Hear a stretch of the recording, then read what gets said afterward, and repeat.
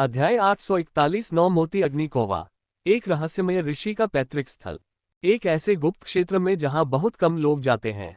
यह विरासत देखने में तो किसी बड़े खतरे से ग्रस्त नहीं लग रही थी, लेकिन इसमें दिव्य सामग्री और सांसारिक खजाने अत्यधिक मात्रा में मौजूद थे। रास्ते में अर्जुन ने मुश्किल से ही विश्राम किया। वे लगातार विभिन्न दिव्य सामग्री और सांसारिक खजाने एकत्रित करते रहे। इस दौरान उन्होंने इस पवित्र भूमि में काफी मात्रा में आध्यात्मिक मिट्टी की खोज और खुदाई भी की, सचमुच 3 फीट गहरी खुदाई की। और यह ठीक इसी क्षण हुआ। उसने धीरे से उन 3 समकालीन महान सम्राटों की ओर देखा जो प्रकाश की लकीरों में परिवर्तित होकर गुप्त लोक की गहराइयों में विलीन हो गए थे। यद्यपि उन्होंने कई दिव्य सामग्री और सांसारिक खजाने देखे थे और उनके हृदय में एक असहनीय लालसा उत्पन्न हुई थी, फिर भी उनमें से किसी ने भी जबरदस्ती कुछ नहीं उठाया। अंत में अर्जुन ने प्रशंसा करते हुए कहा, ये युवा सीखने के लिए उत्सुक हैं। क्या वे जानते हैं कि अच्छी चीजें स्वर्ग के सम्राट को ही दी जानी चाहिए और उन्हें निजी तौर पर जमा नहीं किया जा सकता? यदि इस विरासत के गुप्त क्षेत्र में कोई बड़ा खतरा नहीं है और आप जीवित लौट सकते हैं, तो आपको निश्चित रूप से बहुत बड़ा पुरस्कार मिलेगा। कम से कम मैं आपको अगले स्तर पर पहुंचने में मदद करूंगा। उन्होंने ये शब्द इत्मीनान से कहे, लेकिन जैसे ही उनकी आवाज धीमी हुई, सामने एक अजीबोगरीब स्थिति प्रकट हुई, जिसके कारण तीनों शक्तिशाली समकालीन महान सम्राटों को अपना आगे बढ़ना रोकना पड़ा। गड़गड़ाहट। उनकी निगरानी में राजा स्तर का एक आध्यात्मिक प्राणी प्रकट हुआ। इस स्थान पर इतनी सारी दिव्य सामग्री और सांसारिक खजाने मौजूद होने के कारण ये स्वाभाविक था कि यहाँ कई दुर्लभ प्राणी उत्पन्न हुए थे। वे जन्मजात बुद्धिमान थे और यद्यपि वे मानव जाति के नहीं थे, फिर भी वे अपने पशु शरीर का उपयोग करके अपनी साधना को निरंतर बढ़ा सकते थे। लाखों वर्षों तक खेती करने के बाद यदि किसी व्यक्ति की योग्यता अच्छी हो, तब स्वाभाविक रूप से राजा के राज्य में प्रवेश करना संभव हो गया। और तथ्य बिल्कुल वैसे ही थे जैसा उन्होंने कहा था। आगे न केवल एक राजा राज्य का अस्तित्व था, बल्कि हजारों की संख्या में विश्व नियंत्रक भी मौजूद थे। वे शून्य में निलंबित उड़ने वाले प्राणी थे।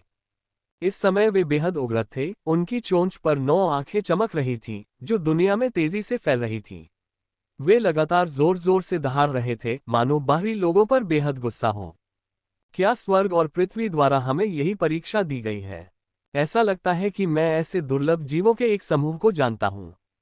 एक बार मेरी एक दिव्य दाव से बातचीत हुई और मैंने उनसे सुना कि 9 मोती अग्निकोवे मौजूद हैं, जो अक्सर झुंड में घूमते हैं। हालांकि वे तारों भरे आकाश में बहुत महत्व नहीं रखते, उनके नेता अधिकतर विश्व नियंत्रक होते हैं और उनकी वंश परंपरा असाधारण है। वे न केवल अपनी आंखों से भ्रम को देख सकते हैं, बल्कि वे सच्ची सूर्य अग्नि भी उगल सकते हैं। हालांकि यह सच्चे शुभ प्राणियों की तुलना में बहुत कमजोर है।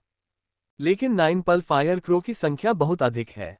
अगर उनकी संख्या 900 मिलियन हो जाए, तो एक राजा राज्य का अस्तित्व भी उनके हाथों मारा जाएगा। ये जगह किसी भी तरह से पवित्र भूमि नहीं हो सकती। 9 मोती अग्निकोवे, जो मूल रूप से विश्व नियंत्रक थे, वास्तव में राजा के क्षेत्र में प्रवेश कर चुके हैं और पहले से ही राजा के तीसरे स्वर्ग में हैं। क्या स्वर्ग के सम्राट ने हमें यही परीक्षा दी है? आखिरकार यह बहुत खतरनाक है। हम एक युग के सबसे प्रतिभावान लोग हैं। हम अद्वितीय शक्ति में विश्वास करते हैं। हम दरिंदों के हाथों कैसे मर सकते हैं? मेरे साथ मारो। शूटिंग सन ग्रेट सम्राट के नेतृत्व में अन्य 2 ग्रेट सम्राटों ने आकाश और पृथ्वी के नियमों का प्रयोग करते हुए गर्जना की।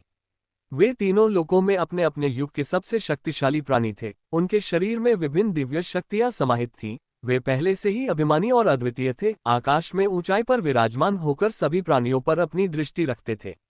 उनकी विशाल मानसिकता ने एक अजेय आभा भी उत्पन्न की थी। वे इस समय हार कैसे स्वीकार कर सकते थे? पलक झपकते ही किसी ने अपना धनुष झुकाया और तीर चलाया। किसी की तलवार की ऊर्जा 10,000 फीट ऊपर तक पहुंच गई। किसी की मुट्ठियां अजेय थीं। महज आधे घंटे में दुनिया खून से लथपथ मैदान में बदल गई थी। अंतरिक्ष में दरार भी पड़ गई, जिससे अंतहीन अराजकता लगातार उमड़ती रही। उनके पैरों के नीचे लाशों के ढेर लगे थे जो चट्टानों का रूप ले रहे थे। इतना ही नहीं, शायद अत्यधिक वध के कारण ये दुनिया खून से लथपथ थी। पंख लगातार हर जगह तैर रहे थे। उन तीनों ने मिलकर काम करना शुरू कर दिया। उन्हें यह नहीं पता था कि उन्होंने कितने 9 पल फायर क्रो मारे थे। कम से कम दसियों खरब। लेकिन इस समय विरोधियों की कोई सीमा नहीं थी। अभी भी लगातार हमले जारी हैं। वे अपने मुंह से सच्ची सूर्य अग्नि उगल रहे थे। शायद इसका कारण ये था कि उन्होंने खून का स्वाद चख लिया था। नाइनपल फायर क्रो पूरी तरह से पागल हो गए। उनके पूरे शरीर में लगातार कंपन हो रहा था और उनकी 9 आंखों में उत्तेजना साफ झलक रही थी, जो लाल रक्त वाहिकाओं से भरी हुई थी। विशेष रूप से 9 मोती अग्निकौवों के नेता, जो तीसरे स्वर्ग में राजा के रूप में विद्यमान थे, ने एक कदम आगे बढ़ाया और उनकी सच्ची सूर्य अग्नि लगभग दर्जनों सूर्यों में परिवर्तित हो गई, मानो इस दुनिया को पूरी तरह से जलाकर नष्ट कर देना चाहते हों। तीनों अत्यंत क्रूर समकालीन महान सम्राटों ने ये दृश्य देखा और उनकी आंखों में भय का कोई निशान नहीं था। वे उदासीन भाव से दहाड़े और अंततः अपने प्रतिद्वंद्वी से युद्ध करने लगे। गड़गड़ाहट, गड़गड़ाहट, अनगिनत नियम नष्ट हो गए। तीनों महान सम्राट, जो पहले ही राजलोक में प्रवेश कर चुके थे, और 9 मोती अग्निकौवे उत्साहित थे। तीनों अपनी अजेयता पर विश्वास करते थे और अब एक साधारण जानवर को अपने खिलाफ डटकर मुकाबला करते देख वे नाखुश थे, लेकिन फिर भी बढ़ते जोश के साथ लड़ने लगे और प्रतिद्वंद्वी को पूरी तरह से नष्ट करने के लिए दृढ़ संकल्पित थे। और इस वजह से 9 मोती अग्निकौवों का सरदार खून का स्वाद चखते ही पूरी तरह पागल हो गया। उसके पंख गहरे लाल हो गए और वह लगातार जोर जोर से दहाड़ता रहा। देखने में वह कौवे जैसा ही लगता था, लेकिन उसका शरीर 10,000 फीट से भी अधिक लंबा था और उसके लाल पंखों के कारण वह किसी सुनहरे कौवे जैसा प्रतीत होता था। ऐसी ही स्थिति थी। अर्जुन युद्ध क्षेत्र के किनारे पर ही रहे और लगातार विभिन्न दिव्य आध्यात्मिक खजाने और उड़ने वाले जीवों का संग्रह करते रहे। वे अत्यंत प्रसन्न थे। इतनी बड़ी फसल से कम तीनों लोकों के लोगों को अपनी साधना में कई स्तरों की वृद्धि करने का अवसर मिलेगा। भविष्य में उन्हें समकालीन महान सम्राटों की साधना के लिए विभिन्न संसाधनों की खोज में परिश्रम नहीं करना पड़ेगा। इतना ही नहीं, इस दौरान उसने स्टार दायरे के 9वें मोती अग्निकौवों में से कम करोड़ों का अपहरण भी कर लिया। हालांकि ऐसे उड़ने वाले जीव भयंकर प्रतीत होते थे और मनुष्यों को मार डालते थे। मानव महाशक्तियों की दृष्टि में नाइनपल फायर क्रो को पालतू जानवर के रूप में पाला जा सकता है। इस बात का ध्यान रखा जाना चाहिए। ट्रू सनफायर रसायन शास्त्र के लिए एक अच्छी सामग्री है। हालांकि नाइनपल फायर क्रो द्वारा उत्सर्जित ट्रू सनफायर मूल संस्करण नहीं है। यह अब भी बेहद खतरनाक दिखता है, यदि उन्हें पूरी तरह से वश में किया जा सके। भविष्य में, चाहे रसायन विद्या के लिए हो या शत्रुओं से बचाव के लिए, यह एक अच्छा विकल्प होगा। तीनों लोकों के लोगों के लिए यह प्राणी अंततः एक अच्छा और दुर्लभ जीव साबित हुआ। और यह ठीक उसी समय हुआ जब वह लगातार स्वर्गीय सामग्री और सांसारिक खजाने एकत्र कर रहा था। तीनों समकालीन महान सम्राटों की सारी शक्ति अंततः समाप्त हो गई। उनमें से कुछ मौके पर ही बुरी तरह घायल हो गए, कुछ ने तुरंत अपने जादुई खजाने को विस्फोटित कर दिया, और कुछ के शरीर 9 मोती अग्निकौवों द्वारा लगभग पूरी तरह से काट दिए गए, जिनसे लगातार खून बह रहा था, जो अत्यंत भयावह दृश्य था। बिल्कुल नहीं, वे अभी अभी राजा के राज्य में प्रवेश कर चुके थे। उनकी आभा वास्तव में स्थिर नहीं हुई थी। 9 मोती अग्निकौवों के सरदार ने अनगिनत वर्षों तक साधना की थी और कई दिव्य सामग्री एवं सांसारिक खजाने ग्रहण किए थे। न केवल उसकी सच्ची सूर्य अग्नि अत्यंत प्रचंड थी, बल्कि उसका शरीर भी इस्पात के समान कठोर था, विशेषकर उसका विशेष स्तर। वह राजा क्षेत्र के तीसरे स्वर्ग के शिखर पर पहुंच चुका था, जिसका सामना कोई नहीं कर सकता था। यही कारण था कि वे अभी तक मरे नहीं थे। इसका मुख्य कारण ये था कि मनुष्यों से लड़ने का उनका अनुभव बहुत समृद्ध था। उन्होंने कई संकटों को टाल दिया था। जरा सी लापरवाही और वे तुरंत मर जाते। तथापि अंततः वे नुकसान में रहे। तीनों लोकों के समकालीन महान सम्राटों के रूप में उनका जीवन काल अधिकतम 10,000 वर्ष था। हालांकि अब वे राजा के राज्य में प्रवेश कर चुके थे। उनकी जीवन अवधि तब भी केवल दसियों हजार वर्ष ही थी। तारों भरे आकाश में जो प्राणी 50,000 वर्षों के भीतर राजलोक में प्रवेश करता है, वह विलक्षण प्रतिभा का धनी होता है। जो प्राणी 30,000 वर्षों के भीतर राजसाम्राज्य में प्रवेश करता है, वह एक असाधारण प्रतिभा है। जो प्राणी 10,000 वर्षों के भीतर राजलोक में प्रवेश करता है, वह दिव्य प्राणी कहलाता है। हालांकि उनमें से अधिकांश को कुछ हजार वर्ष की आयु में ही जबरन राजा लोक में प्रवेश कराया गया था। इसलिए वे अपनी साधना के अनुरूप पूरी तरह से ढल नहीं पाए थे और लगातार युद्धों के माध्यम से ही उनका विकास होता रहा, जिसके कारण वे बहुत सारे नियमों का अभ्यास नहीं कर पाए। अब उच्च स्तर के प्रतिद्वंद्वी से लड़ते हुए उन्हें स्वाभाविक रूप से भारी नुकसान उठाना पड़ा। जब अर्जुन ने उनके बीच हुए उस भयावह युद्ध को देखा, वह ये पूछे बिना नहीं रह सका कि क्या उन्हें मुकदमे को रोकना होगा। लेकिन वे सभी समकालीन महान सम्राट थे, जिन्होंने अनगिनत वर्षों तक सभी प्राणियों की उपेक्षा की थी और एक युग पर शासन किया था। यद्यपि वे उदार और सभी जीवित प्राणियों के प्रति दयालु थे, फिर भी अंततः उनमें अहंकार था। स्वाभाविक रूप से वे किसी से भी सहायता नहीं चाहते थे और उन्होंने तुरंत इनकार कर दिया। अगर वे मर भी गए तो भी वे यहां मौजूद 9 पल फायर क्रो के नेता का पूरी तरह से सफाया कर देंगे। अध्याय 842 अराजकता के नियम का उत्तराधिकार स्थान। पलक झपकते ही 3 घंटे बीत गए। राजा राज्य के युद्ध के कारण हजारों मील तक फैली झुलसी हुई धरती का एहसास हो रहा था। अर्जुन आह भरे बिना नहीं रह सका। सौभाग्य से उसने बलपूर्वक बहुत सी आध्यात्मिक भूमि पर कब्जा कर लिया था। अगर वह उसे छोड़ देता तो शायद हजारों एकड़ आध्यात्मिक भूमि बर्बाद हो जाती, और वह ऐसी स्थिति नहीं देखना चाहता था। और यह इन परिस्थितियों में हुआ था। अंत में महान सम्राट ने अन्य 2 समकालीन महान सम्राटों का नेतृत्व करते हुए 9 मोती अग्नि कौवे को सफलतापूर्वक मार गिराया, जो राजा क्षेत्र के तीसरे चरण में था। इस समय उनके शरीर पूरी तरह से क्षतिग्रस्त हो चुके थे। हालांकि उनमें स्वयं को लगातार ठीक करने की शक्ति थी, फिर भी वे सभी इस समय गंभीर रूप से घायल थे। सबसे गंभीर रूप से घायल सम्राट तो कोयले में तब्दील हो गया था।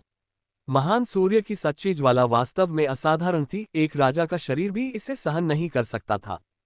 ये 9 मोती अग्नि कौवों के सरदार ने मृत्यु के क्षण में एक अत्यंत पीड़ादायक विलाप किया।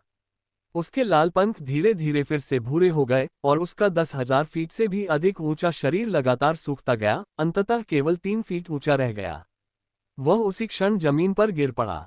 हालांकि वहां उपस्थित तीनों महान सम्राट युद्ध में लगभग मरते मरते बचे। वे अब भी उत्साह से दहाड़ रहे थे। शूटिंग सन ग्रेट सम्राट ने 9 पल फायर क्रो के शरीर में ग्रेट सन लॉ का अंश महसूस किया। तुरंत ही अपनी गंभीर चोटों के बावजूद उन्होंने बलपूर्वक अपने धनुष की डोरी से 9 पल फायर क्रो का सिर काट दिया। उसे हाथ में पकड़ने के बाद उन्होंने अर्जुन की ओर देखा। स्वर्गिक दरबार के स्वामी, ये वस्तु आपकी होनी चाहिए। जैसे ही ये शब्द मुंह से निकले, शेष 2 समकालीन महान सम्राटों ने स्वाभाविक रूप से उनकी ही बात दोहराई। उन्होंने जिस युद्ध का सामना किया वह अत्यंत दुखद था। वे लगभग अपने जीवन के सबसे शक्तिशाली शत्रु का सामना करने ही वाले थे। अगर वे सभी एक युग के विलक्षण प्रतिभावान न होते, शायद वे मौके पर ही दुखद रूप से मर चुके होते। ठीक है, अर्जुन ने कुछ नहीं कहा, बस हल्के से सिर हिलाया, 9 मोती वाले अग्नि कौवे की खोपड़ी को पुनर्जन्म मोती में रखा और फिर पूछा, यद्यपि तुम अभी तक गुप्त क्षेत्र के सबसे गहरे भाग में प्रवेश नहीं कर पाए हो, फिर भी तुमने एक उच्च स्तरीय प्राणी का वध सफलतापूर्वक कर लिया है, जो अपने आप में एक बड़ी उपलब्धि है। क्या तुम इसे जारी रख पाओगे? यदि नहीं तो आप तीनों लोकों में लौट सकते हैं। कई दिव्य दाव आपके शरीरों को ठीक करेंगे ताकि बहुत सारे छिपे हुए खतरे न रह जाएं। जैसे ही ये शब्द निकले, समकालीन महान सम्राटों ने एक दूसरे की ओर देखा। हालांकि उन्होंने ज्यादा कुछ नहीं कहा, लेकिन उनकी निगाहें उस समय दृढ़ थीं और उन्होंने एक स्वर में कहा, हे स्वर्गिक दरबार के स्वामी, निश्चिंत रहें। चूंकि यह एक परीक्षा है, इसलिए स्वर्ग के सम्राट के अधीन दिव्य सेनापतियों के रूप में हमें अपना सर्वस्व देना होगा, भले ही हमें बिना किसी पछतावे के मरना पड़े। इसके अलावा हम अभी भी दृढ़ रह सकते हैं। अभी तीनों लोकों में लौटने की कोई आवश्यकता नहीं है। ये शब्द सुनते ही अर्जुन ने हल्का सा सिर हिलाया। दरअसल उनके सामने खड़े 3 महान सम्राट ही नहीं, बल्कि तीनों लोकों में कम से कम 10,000 महान सम्राट भी आगे बढ़ने के लिए उत्सुक थे। यदि वे चले जाते तो अन्य महान सम्राट निश्चित रूप से पूरी तरह से पागल हो जाते, सीधे परीक्षा में शामिल होने के लिए आवेदन करते और फिर अवसरों का लाभ उठाते। वे सभी अपने अपने युग के असाधारण व्यक्ति थे। उनमें से कई राजा के राज्य में प्रवेश करने के योग्य थे, लेकिन दुर्भाग्यवश उनके पास खेती के संसाधनों की कमी थी, इसलिए वे लगातार नींद में सो गए। यदि राजा के राज्य में प्रवेश करने का कोई अवसर होता, वे स्वाभाविक रूप से बेहद प्रसन्न होंगे। वे हर कीमत पर संसाधनों को जबरन लूट लेंगे। शूटिंग सन महान सम्राट और अन्य 2 महान सम्राट स्वाभाविक रूप से इस सिद्धांत को समझते थे। अगर वे इस अवसर को छोड़ देते हैं, हालांकि उन्हें बहुत सारे संसाधन मिल सकते थे, आखिरकार यह बहुत ज्यादा उदारता नहीं होगी। वे एक युग के महाशक्तिशाली व्यक्ति थे। यदि वे प्रतिस्पर्धा करते तो वे सबसे मजबूत युद्ध शक्ति के लिए प्रतिस्पर्धा करते। हालांकि वे दूसरों से पीछे रहने को तैयार नहीं थे। अवसर, भले ही उनकी मृत्यु हो जाए, उन्हें इसके लिए प्रतिस्पर्धा करनी होगी। ऐसी परिस्थितियों में शूटिंग सन ग्रेट सम्राट के नेतृत्व में तीनों समकालीन ग्रेट सम्राट गुप्त लोक के सबसे गहरे भाग की ओर अग्रसर हुए। अर्जुन स्वर्ग के दरबार के स्वामी होने के नाते स्वाभाविक रूप से उनके पीछे से विभिन्न दिव्य सामग्री और सांसारिक खजाने एकत्र करते रहे। आधे दिन के बाद अंततः उन्होंने रहस्यमय क्षेत्र के सबसे गहरे हिस्से में प्रवेश करने का साहस किया। अर्जुन ने ऊपर देखा और अपने सामने एक अत्यंत प्राचीन वेदी देखी। उस पर श्वेत सम्राट अवतार विराजमान थे, जिनकी आंखें थोड़ी बंद थीं। अब तीनों महान सम्राटों को प्रकट होते देख वे थोड़ा चौंक गए और फिर हल्की सी मुस्कान के साथ बोले, मेरा वास्तविक स्वरूप अब कहीं अधिक सतर्क है। हाँ, बिल्कुल सही। अब जब मुझे मेरी चाची और मेरे माता पिता मिल गए हैं तो स्वाभाविक रूप से मैं अपने जीवन को महत्व देता हूं और अपनी चाची और माता पिता को रुला नहीं सकता। एक अवतार के रूप में मैं अंततः ये जानता हूं। लॉर्ड व्हाइट सम्राट, कई समकालीन महान सम्राट यहाँ प्रकट हुए और दूसरे पक्ष को देखकर वे थोड़े चौंक गए, फिर थोड़ा झुककर धीरे से बोले, यह एक परीक्षा थी और हम अब सफल हो गए हैं। मैं समझ गया। श्वेत सम्राट अवतार ने थोड़ा सिर हिलाया, अपनी नजरें दूर घुमाई और हल्की सी मुस्कान के साथ कहा, अब प्रकट होने का समय आ गया है।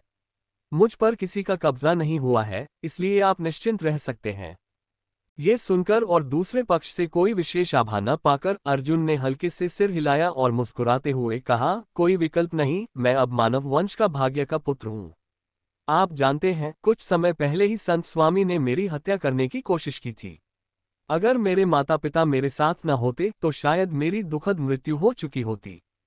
मैं इसका पहले से ही अनुमान लगा सकता हूँ। श्वेत सम्राट अवतार का चेहरा फिर से ठंडा पड़ गया और उसने धीरे से कहा, शायद तुम्हारी नियति इतनी समृद्ध है कि यहाँ अराजकता का नियम है। तुम इसे अपने अधिकार में ले सकते हो और फिर खजाने के नक्शे पर मौजूद किसी अन्य गुप्त क्षेत्र में जा सकते हो। हालांकि मुझे उस दिशा में स्थिति की जानकारी नहीं है, लेकिन कई अवसर हो सकते हैं। ये सुनकर अर्जुन हंसे बिना नहीं रह सके। श्वेत सम्राट अवतार को आसानी से अवसर मिल जाते थे, जबकि दिव्य दाव अवतार बदकिस्मत थे। वे अभी राजा स्तर पर ही थे, लेकिन खजाने के नक्शे के गुप्त क्षेत्र में प्रवेश करने के बाद एक संत ने उनका पीछा किया। अगर आस्था की शक्ति का मेल न होता तो शायद उनकी अब तक बुरी तरह मृत्यु हो चुकी होती। अब तक जीवित रहना उनके लिए बेहद मुश्किल रहा है। उसने धीरे से श्वेत सम्राट अवतार की ओर देखा और कहा, क्या आपने इस जगह का पूरी तरह से भ्रमण कर लिया है? क्या अब कोई खतरा बाकी नहीं है? स्वाभाविक रूप से, लेकिन एक जगह ऐसी है जिसकी खोज नहीं हुई है। ऐसा लगता है कि इस पवित्र भूमि के स्वामी ने कुछ शब्द छोड़े हैं और उनकी साधना तकनीकें अभी भी मौजूद हैं। मेरा वास्तविक स्वरूप ये देखने का प्रयास कर सकता है कि क्या वे उपयुक्त हैं। श्वेत सम्राट अवतार ने धीरे धीरे कहा और अपनी दृष्टि वेदी के सबसे ऊंचे बिंदु पर टिका दी। उस स्थान पर शुवानहुआन क्यूई का एक अंश एकत्रित हुआ। ये वास्तव में अराजकता का नियम था। इतना ही नहीं, अराजकता के नियम के बीच एक गुप्त नियमावली और एक प्रेत मौजूद था। हालांकि वहां कोई शब्द नहीं थे, वहां मौजूद लोगों में से कौन राजा राज्य का प्राणी नहीं था। स्वाभाविक रूप से वे यह अनुमान लगा सकते थे कि यह वस्तु किस काम की है। तो बात ऐसी है। अर्जुन ने सिर हिलाया, कुछ कहने ही वाले थे कि अचानक श्वेत सम्राट अवतार ने पहले ही बोल दिया, इस पवित्र भूमि में दिव्य सामग्री और सांसारिक खजाने अत्यंत विशाल हैं और इनका संचय किसी संत के संग्रह से कम नहीं है। यदि संभव हो तो आप इस पवित्र भूमि को अपने तीनों लोकों में ले जा सकते हैं।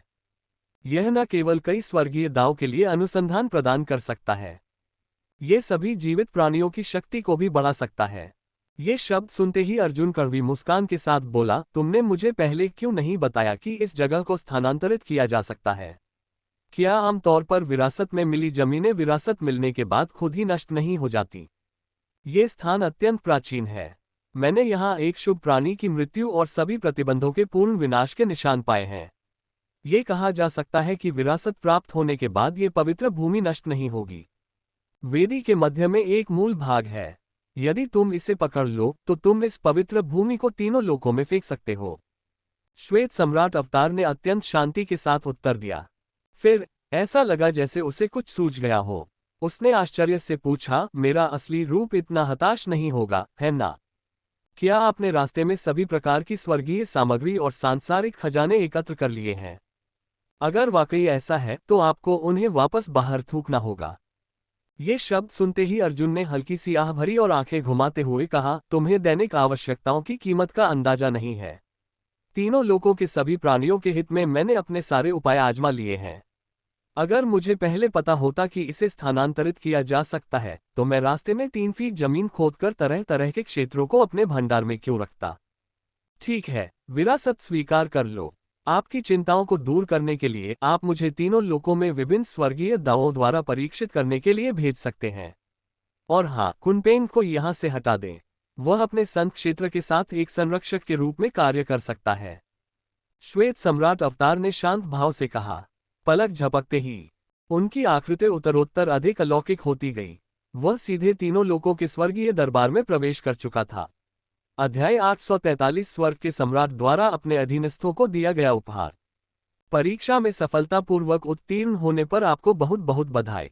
श्वेत सम्राट अवतार के तीनों लोकों में लौटने का आभास होते ही अर्जुन ने राहत की सांस ली। उनकी दृष्टि से दूसरी ओर कोई भी पक्ष किसी दिव्य दानव के वश में नहीं आया था और पहले जैसा ही प्रतीत हो रहा था। इस विरासत में वास्तव में कोई समस्या नहीं थी। असंख्य दिव्य दावों की निगरानी में उन्हें इस बात पर विश्वास नहीं था कि यदि कोई व्यक्ति दुखद रूप से प्रेत बाधित हो जाए तो स्वर्गीय मार्ग को इसकी जानकारी नहीं होगी। ये जानना जरूरी है। हजारों स्वर्गीय दावों में से कई ऐसे थे जो अधिकार के नियम का अभ्यास करते थे।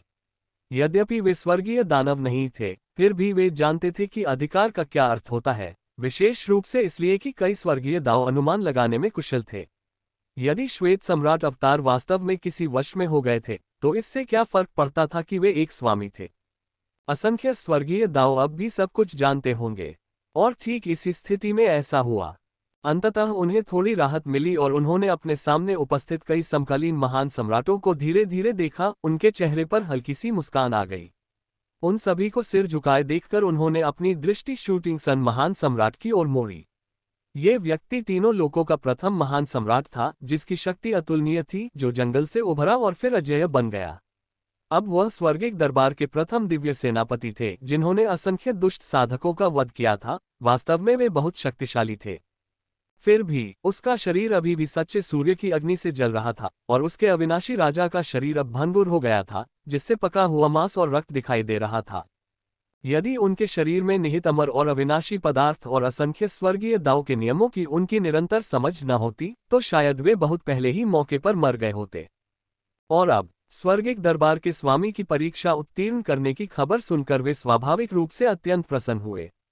यद्यपि वे जानते थे कि इस गुफा स्वर्ग और पवित्र भूमि में अनेक खतरे छिपे हैं जिनका उन्होंने अभी तक सामना नहीं किया था, फिर भी वे अपनी मुस्कान नहीं रोक पाए, विशेषकर वे दो अन्य महान सम्राट जिनके चेहरे की त्वचा जलकर राख हो चुकी थी और केवल हड्डियां ही बची थीं।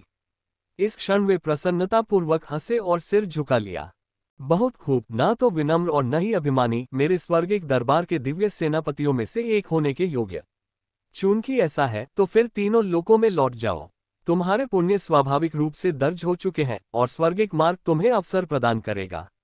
इतना ही नहीं, तुम साधना के लिए सांसारिक खजाने प्राप्त करने हेतु तीनों लोकों के स्मारक पर 3 खरब पुण्य अर्जित कर सकते हो। और शूटिंग सन के बारे में क्या? अर्जुन ने दूसरे पक्ष की ओर थोड़ा सा देखते हुए नौमोती अग्नि कौवे का सिर निकाला। उसमें से राजा मार्क्वेस तृतीय स्वर्ग की शक्ति प्रकट हुई। उसकी उपस्थिति मात्र से ही संसार में शून्य थोड़ा सा कांप उठा, मानो इतनी भयानक शक्ति को सहन करने में असमर्थ हो। इस क्षण संसार चकनाचूर हो गया और असंख्य चीजें पूरी तरह से अस्त-व्यस्त प्रतीत हुई। ये वस्तु आपको सौंप दी जाएगी। आप शूटिंग सन पद्धति का अभ्यास करते हैं। इसमें निहित महान सूर्य नियम आपके लिए उपयोगी हो सकता है। मैं इसे आपको प्रदान करता हूं। उन्होंने धीमी आवाज में ये शब्द कहे। शूटिंग सन ग्रेट सम्राट वास्तव में आभारी थे। उनके हाथ कांप रहे थे जब उन्होंने आदरपूर्वक 9 पल फायर क्रो का सिर थामा। उनका गला हल्का सा हिल रहा था, स्पष्ट रूप से उत्साहित थे। उन्होंने हल्का सा सिर हिलाया और तुरंत प्रणाम किया। स्वर्गीय सम्राट के वरदान के लिए बहुत बहुत धन्यवाद। मैं भविष्य में स्वर्गीय सम्राट के लिए अग्नि जल से भी गुजर जाऊंगा। मैं अपनी ज्वालाओं का उपयोग करके स्वर्गिक दरबार के सभी बाहरी शत्रुओं को रोकूंगा। तुम्हारे पास साहस होना ही काफी है। अर्जुन ने हल्के से सिर हिलाया और कुछ नहीं कहा। फिर उसने राजा लोक का एक जादुई खजाना निकाला और धीमी आवाज में कहा, इसमें एक तलवार है जिसका नाम नीला ड्रैगन है। ये करोड़ों साल पुराने अमर इस्पात और 10,000 साल पुरानी विशाल लकड़ी से बनी है, जिसे 1000 वर्षों में परिष्कृत किया गया है। इसके पूर्व स्वामी को एक बार संत लोक में प्रवेश करने का अवसर मिला था, लेकिन वे वहीं मर गए। और यहाँ एक जैड का हार भी है, जिसके स्वामी ने 9वें स्वर्ग के राजा मार्क्विस में प्रवेश किया था, लेकिन दुर्भाग्य से एक शक्तिशाली योद्धा के हाथों मारे गए।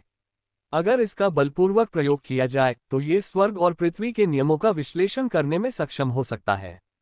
मैं तुम दोनों को एक मौका दूंगा, आप में से हर कोई एक चुनिए। पुण्य के अलावा ये 2 राजसी जादुई खजाने परीक्षा उत्तीर्ण करने के लिए आपके पुरस्कार के रूप में हैं। अर्जुन ने धीरे से कहा।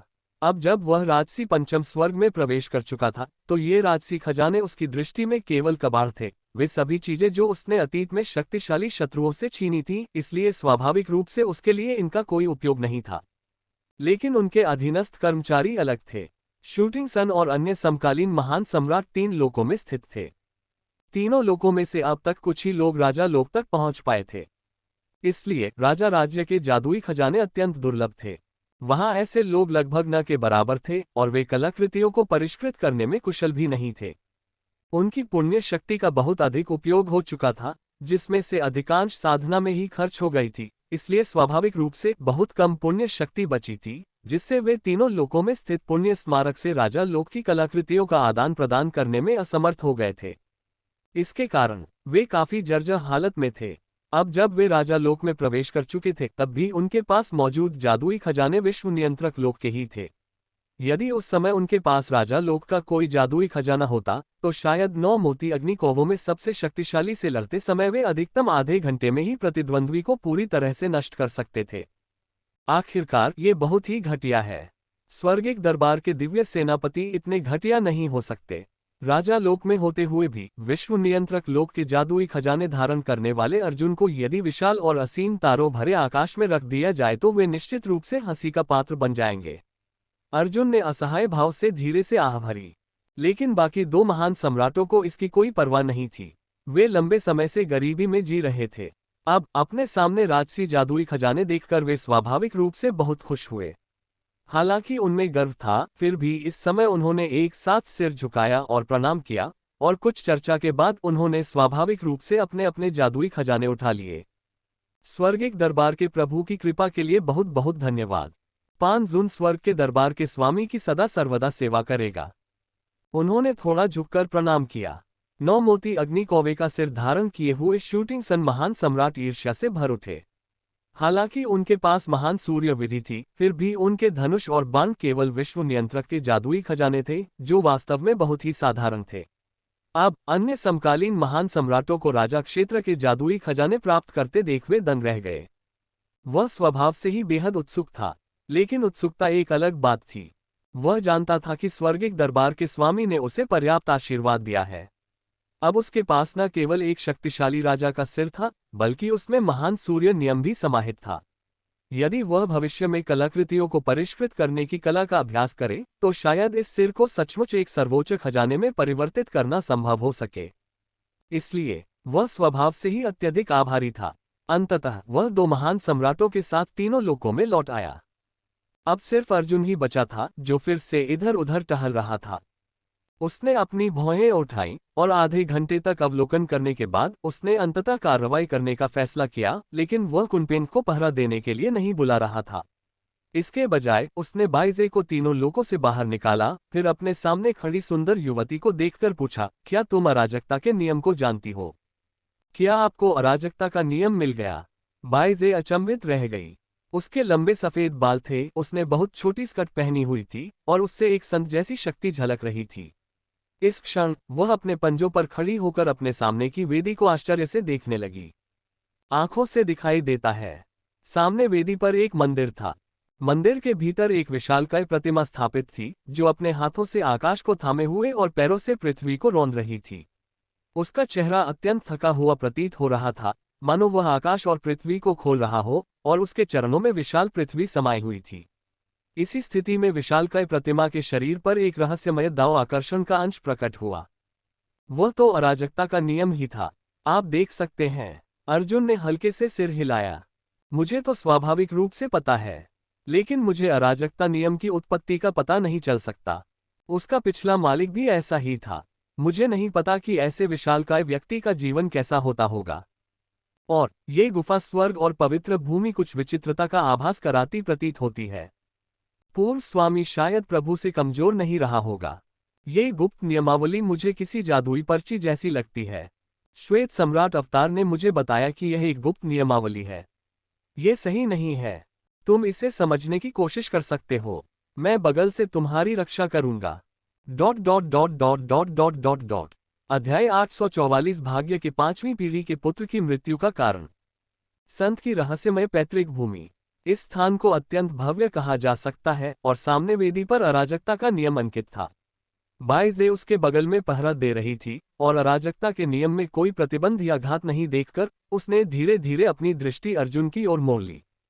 उसने हल्के से सिर हिलाया, उसका चेहरा गंभीर था और उसने जबरदस्ती मंदिर की वेदी पर कदम रखा। काफी धूल देखकर उसने भौहें चढ़ाईं, धूल साफ की और फिर धीरे से अपना हाथ बढ़ाकर अराजकता नियम को पकड़ लिया। ठीक उसी क्षण अराजकता नियम के भीतर की विरासत अचानक रूपांतरित हो गई। उसकी विस्मय भरी निगाहों के सामने जैद की पर्ची से एक विशालकाय आकृति प्रकट हुई।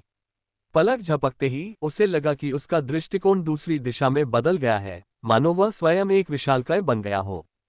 क्या चल रहा है? उसने अपनी भौहें ऊपर उठाई, मानो उसके सामने अंतहीन अराजकता फैल रही हो।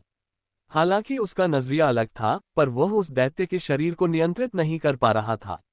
जैसे ही वह अपनी नजर बगल में खड़े बाइजे पर डालने वाला था, दैत्य का शरीर अनायास ही खड़ा हो गया और फिर जबरदस्ती उस अंतहीन अराजकता में कूद पड़ा।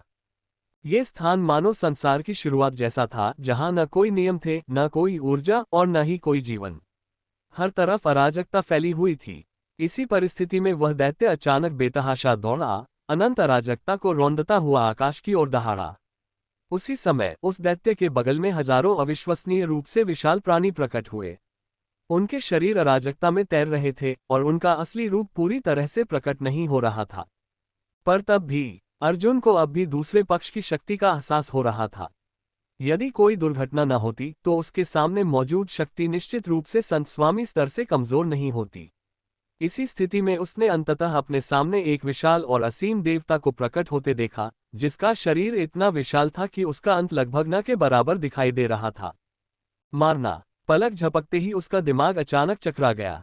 उसकी भयभीत निगाहों के सामने उस विशालकाय ने अचानक अराजकता के नियम का उपयोग करके एक लंबा भाला बना लिया और उसके बगल में खड़े कई शक्तिशाली साधकों ने भी अपने अपने नियमों का उपयोग करके अनगिनत हथियार बना लिए और लगातार सामने खड़े देवता पर हमला करते रहे। ये सचमुच एक दिव्य युद्ध था। उसके मन में ऐसा विचार आया। लेकिन ये स्थिति ज्यादा देर तक नहीं टिकी। अचानक उसे एहसास हुआ कि सामने खड़ा देवता अत्यंत शक्तिशाली है। उसके शरीर पर मौजूद रक्त और ऊर्जा लगातार सब कुछ जला रही थी। एक कदम बढ़ाते ही उत्पन्न हुई ऊर्जा से उस शक्तिशाली दानव ने खून उगल दिया। फिर भी दानव ने जरा भी भय नहीं दिखाया। उसने अपने लंबे भाले को मजबूती से पकड़ रखा था और पूरी ताकत से अपने प्रतिद्वंद्वी के सिर पर वार कर रहा था। यह इसी स्थिति में हुआ था। आकाश और पृथ्वी की सभी वस्तुएं निरंतर कांपती रहीं।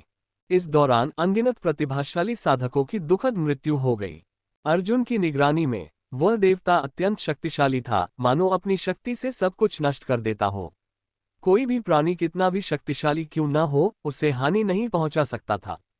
और ठीक इसी कारण अराजकता के नियम का प्रयोग करने वाला वह दैत्य अंततः उस संघर्ष में पराजित हो गया और उसकी विशाल मुट्ठी ने सीधे उसके शरीर को चकनाचूर कर दिया। उनकी अनिच्छुक दृष्टि के नीचे अनंत अराजकता का नियम पूरी तरह से संसार में विलीन हो गया। इतना ही नहीं, बल्कि वह विशाल देवता एक ही शक्ति से हजारों नियमों का प्रतिरोध करने में सक्षम प्रतीत होता था। यद्यपि देवता के शरीर पर कोई नियम अंकित नहीं थे, फिर भी वे स्वर्ग और पृथ्वी के नियमों को अपने हाथों में थामकर संसार से बाहर फेंकने में सक्षम थे। ये किस तरह का राक्षस है? अर्जुन बेहद हैरान था। उसने कभी इतनी शक्तिशाली हस्ती नहीं देखी थी। उसकी नज़र में वह विशालकाय प्राणी कम से कम एक संत स्वामी से कमजोर नहीं था। फिर भी अब उस प्रतिद्वंद्वी ने न केवल उसे आसानी से हरा दिया, बल्कि अराजकता के नियम को जबरदस्ती अपने हाथ में लेकर सीधे उसकी दुनिया से बाहर फेंक दिया। ये तो हद से ज्यादा शर्मनाक है। क्या ये व्यक्ति संत भगवान से भी एक उच्च स्तर का हो सकता है? वह बुरी तरह हिल गया था। इस समय कुछ बोल नहीं पा रहा था। अराजकता के नियम को धारण करने वाले उस विशालकाय व्यक्ति की मृत्यु के बाद उसने सोचा था कि वह दृश्य समाप्त हो गया है, लेकिन उसे कभी उम्मीद नहीं थी कि अराजकता के नियम के पूर्व स्वामियों का जुनून इतना प्रबल होगा। तभी अचानक एक सफेद बालों वाला बूढ़ा व्यक्ति प्रकट हुआ। उसने आगे देखा और मुस्कुराए बिना नहीं रह सका। उसकी गहरी आंखें मानो समय और स्थान से परे थीं। आखिरकार तुम यहाँ आ ही गए। उसने एक पल सोचा और फिर धीरे से बोला, क्या तुम मुझसे बात कर रहे हो? अर्जुन तुरंत सतर्क हो गया। सामने वाला उसकी मौजूदगी से वाकिफ था। हालांकि उसे यह आभास नहीं हुआ था कि सामने वाला कोई वास्तविक प्राणी है, लेकिन शायद उसके पास कोई और तरीका हो और वह यहीं उसके शरीर पर कब्जा करने की तैयारी कर रहा हो। इसलिए उसने भौहें चढ़ा ली, यह महसूस करते हुए कि वह अभी भी अमरवध लौकी को नियंत्रित कर सकता है, और तुरंत अधिक आत्मविश्वास से भर गया, ठंडे स्वर में सामने वाले को घूरने लगा। मैं तुमसे बात कर रहा हूं। इतना डरो मत। भले ही मेरी एक सांस बची हो, लेकिन ये तुम्हारे शरीर पर कब्जा करने के लिए नहीं है। वृद्ध व्यक्ति ने आराम से मुस्कुराते हुए अर्जुन का ध्यानपूर्वक निरीक्षण किया। इस युग में उसका स्तर अद्वितीय था, इसलिए वह समय और स्थान की परवाह किए बिना आसानी से दूसरों से संवाद कर सकता था, लेकिन इसी कारण उसने अनगिनत कष्ट सहे थे, जिससे वह स्वाभाविक रूप से काफी अनुभवी और परिपक्व दिखाई देता था। उसने प्रशंसा करते हुए कहा, युवक, तुम सचमुच अपनी चरम अवस्था में हो और वास्तव में मानव जाति की आशा प्रतीत होते हो। बुरा नहीं, बुरा नहीं। क्या तुम मानव वंश के नियति के अंतिम संतान हो? आप में वाकई महान कार्य करने की क्षमता दिखती है। वैसे क्या आपको ये जानने की उत्सुकता नहीं है कि मैं कौन हूं? बूढ़े व्यक्ति ने फुसफुसाते हुए कहा, लेकिन किसी कारणवश उसका चेहरा फड़क रहा था, मानो वह बेहद भयानक दर्द सह रहा हो, और उसकी आवाज थोड़ी विकृत थी। तुम कौन हो? दूसरे पक्ष की निष्क्रियता देखकर अर्जुन ने राहत की सांस ली। यद्यपि वह अब राजा माक्वेस पंचम स्वर्ग में प्रवेश कर चुका था, फिर भी उसकी दृष्टि में दूसरे पक्ष का स्तर अदृश्य हो चुका था। उसके पास अमर वध करने वाला लौकी होने के बावजूद दूसरे पक्ष का प्रतिरोध करना कठिन था। अब जब दूसरा पक्ष हमला नहीं कर रहा था, शायद उसका इरादा उसे हड़पने का नहीं, बल्कि कुछ और संकेत देने का था। मैं मानव वंश का हूं। सटीक रूप से कहूं तो मैं मानव वंश की 5वीं पीढ़ी का भाग्यशाली बच्चा हूं। बूढ़े व्यक्ति ने शांति से कहा, लेकिन बोलते बोलते उसके शरीर से लगातार खून बह रहा था और उसकी आंखें फट रही थीं। उसकी आवाज बेहद कमजोर थी और वह अब एक पहाड़ की चोटी पर बैठा था। मानव वंश की 5वीं पीढ़ी का भाग्यशाली बालक। अर्जुन हैरान रह गया। तियान यू ने उसे बताया था कि मानव वंश की 5वीं पीढ़ी के भाग्यशाली बालक की बहुत पहले हत्या कर दी गई थी और वह राख में तब्दील हो चुका था। वह इस दुनिया में कैसे मौजूद हो सकता है? और इस व्यक्ति को इतना दर्द क्यों हो रहा था? एक वाक्य बोलने मात्र से ही उसका शरीर चकनाचूर हो गया। कुछ तो बहुत गड़बड़ है। मैं सचमुच मानव वंश की 5वीं पीढ़ी का भाग्यशाली संतान हूं, लेकिन मेरे युग में मेरी कभी मृत्यु नहीं हुई। शायद आपके युग में मेरी कहानी भुला दी गई हो, लेकिन मुझे आपको बताना जरूरी है कि मैं सचमुच मानव वंश की 5वीं पीढ़ी का भाग्यशाली संतान हूं, और नियति की संतान होने के नाते शायद अगले ही पल आपकी अचानक मृत्यु हो जाए।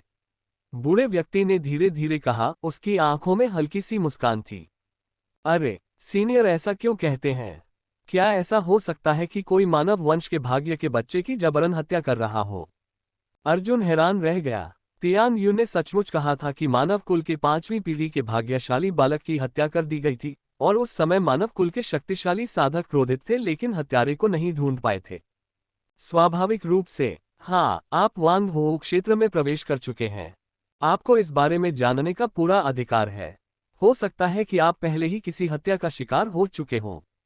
हाँ, बूढ़े व्यक्ति ने हल्के से सिर हिलाया। उसके शरीर से लगातार खून बह रहा था और उसके पीछे के नियम उमड़ रहे थे, उसके मरते हुए शरीर को भर रहे थे। आपको और कुछ जानने की जरूरत नहीं है, आपको बस गहन पाताल लोक के हॉल के बारे में जानने की जरूरत है। ऐसी अफवाहें हैं कि इसके भीतर संत भगवान से भी ऊपर एक सत्ता विद्यमान है। दुर्भाग्यवश मेरा उससे कोई कर्म संबंध नहीं है। हो सकता है कि मैं इस जीवन में इसे देख न पाऊं, लेकिन आपके पास मौका है। गहन पाताल लोक के ईश्वर हॉल में न केवल 13 संत स्वामी हैं जिन्हें विशेष रूप से मानव वंश के भाग्य के बालक की हत्या करने का कार्य सौंपा गया है, और इसमें संत प्रभु से परे जाकर सफलता प्राप्त करने का भी अवसर है। यदि आप सेंट वांग हो क्षेत्र में अद्वितीय हैं तो आप प्रवेश कर सकते हैं और कोशिश कर सकते हैं।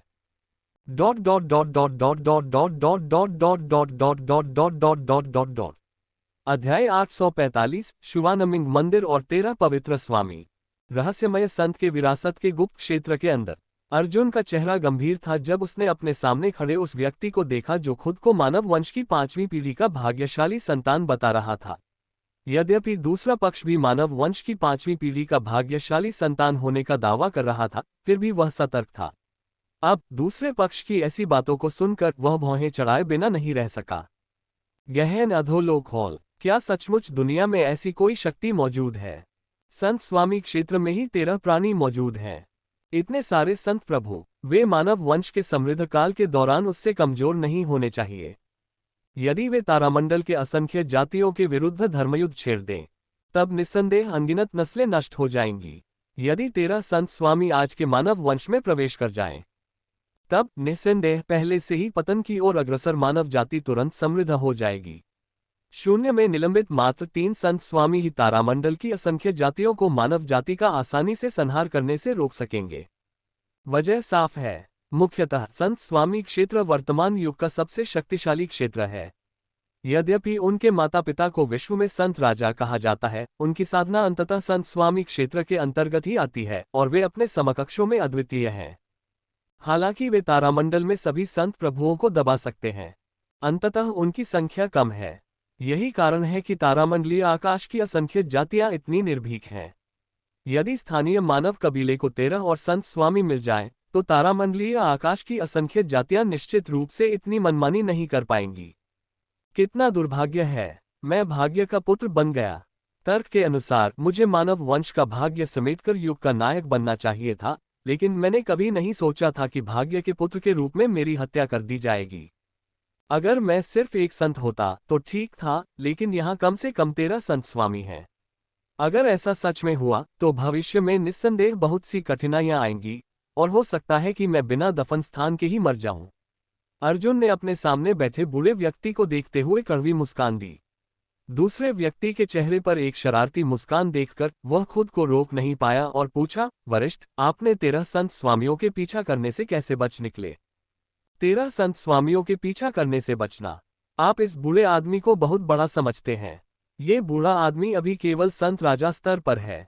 हालांकि मैं संत स्वामियों के स्तर पर अद्वितीय हूँ, लेकिन वे तीनों संत स्वामियां अपने अपने समकक्षों में अद्वितीय हैं। अगर हम सच में लड़ें, तो ये बूढ़ा आदमी शायद एक को बलपूर्वक हरा सकता है, लेकिन अगर उनमें से 3 या 5 आ जाएं, तो ये बूढ़ा आदमी निश्चित रूप से मर जाएगा। बूढ़े व्यक्ति ने हल्की सी मुस्कान के साथ कहा, दरअसल कुछ समय पहले ही जब इस बूढ़े व्यक्ति ने संत राजा क्षेत्र में प्रवेश किया तो 3 संत स्वामियों ने हमला कर दिया था। उन्होंने वही नियम अपनाए थे जो पहले के कुछ भाग्य के पुत्रों द्वारा इस्तेमाल किए जाते थे। अगर कोई अप्रत्याशित घटना न होती तो मानव वंश के पिछले भाग्य के पुत्र उनके हाथों मारे गए होते। और क्योंकि यह बूढ़ा व्यक्ति कारण कार्य नियम का जानकार है, इसलिए मैंने दिव्य रहस्यों को समझ लिया और स्वाभाविक रूप से सुरागों को पहचान लिया।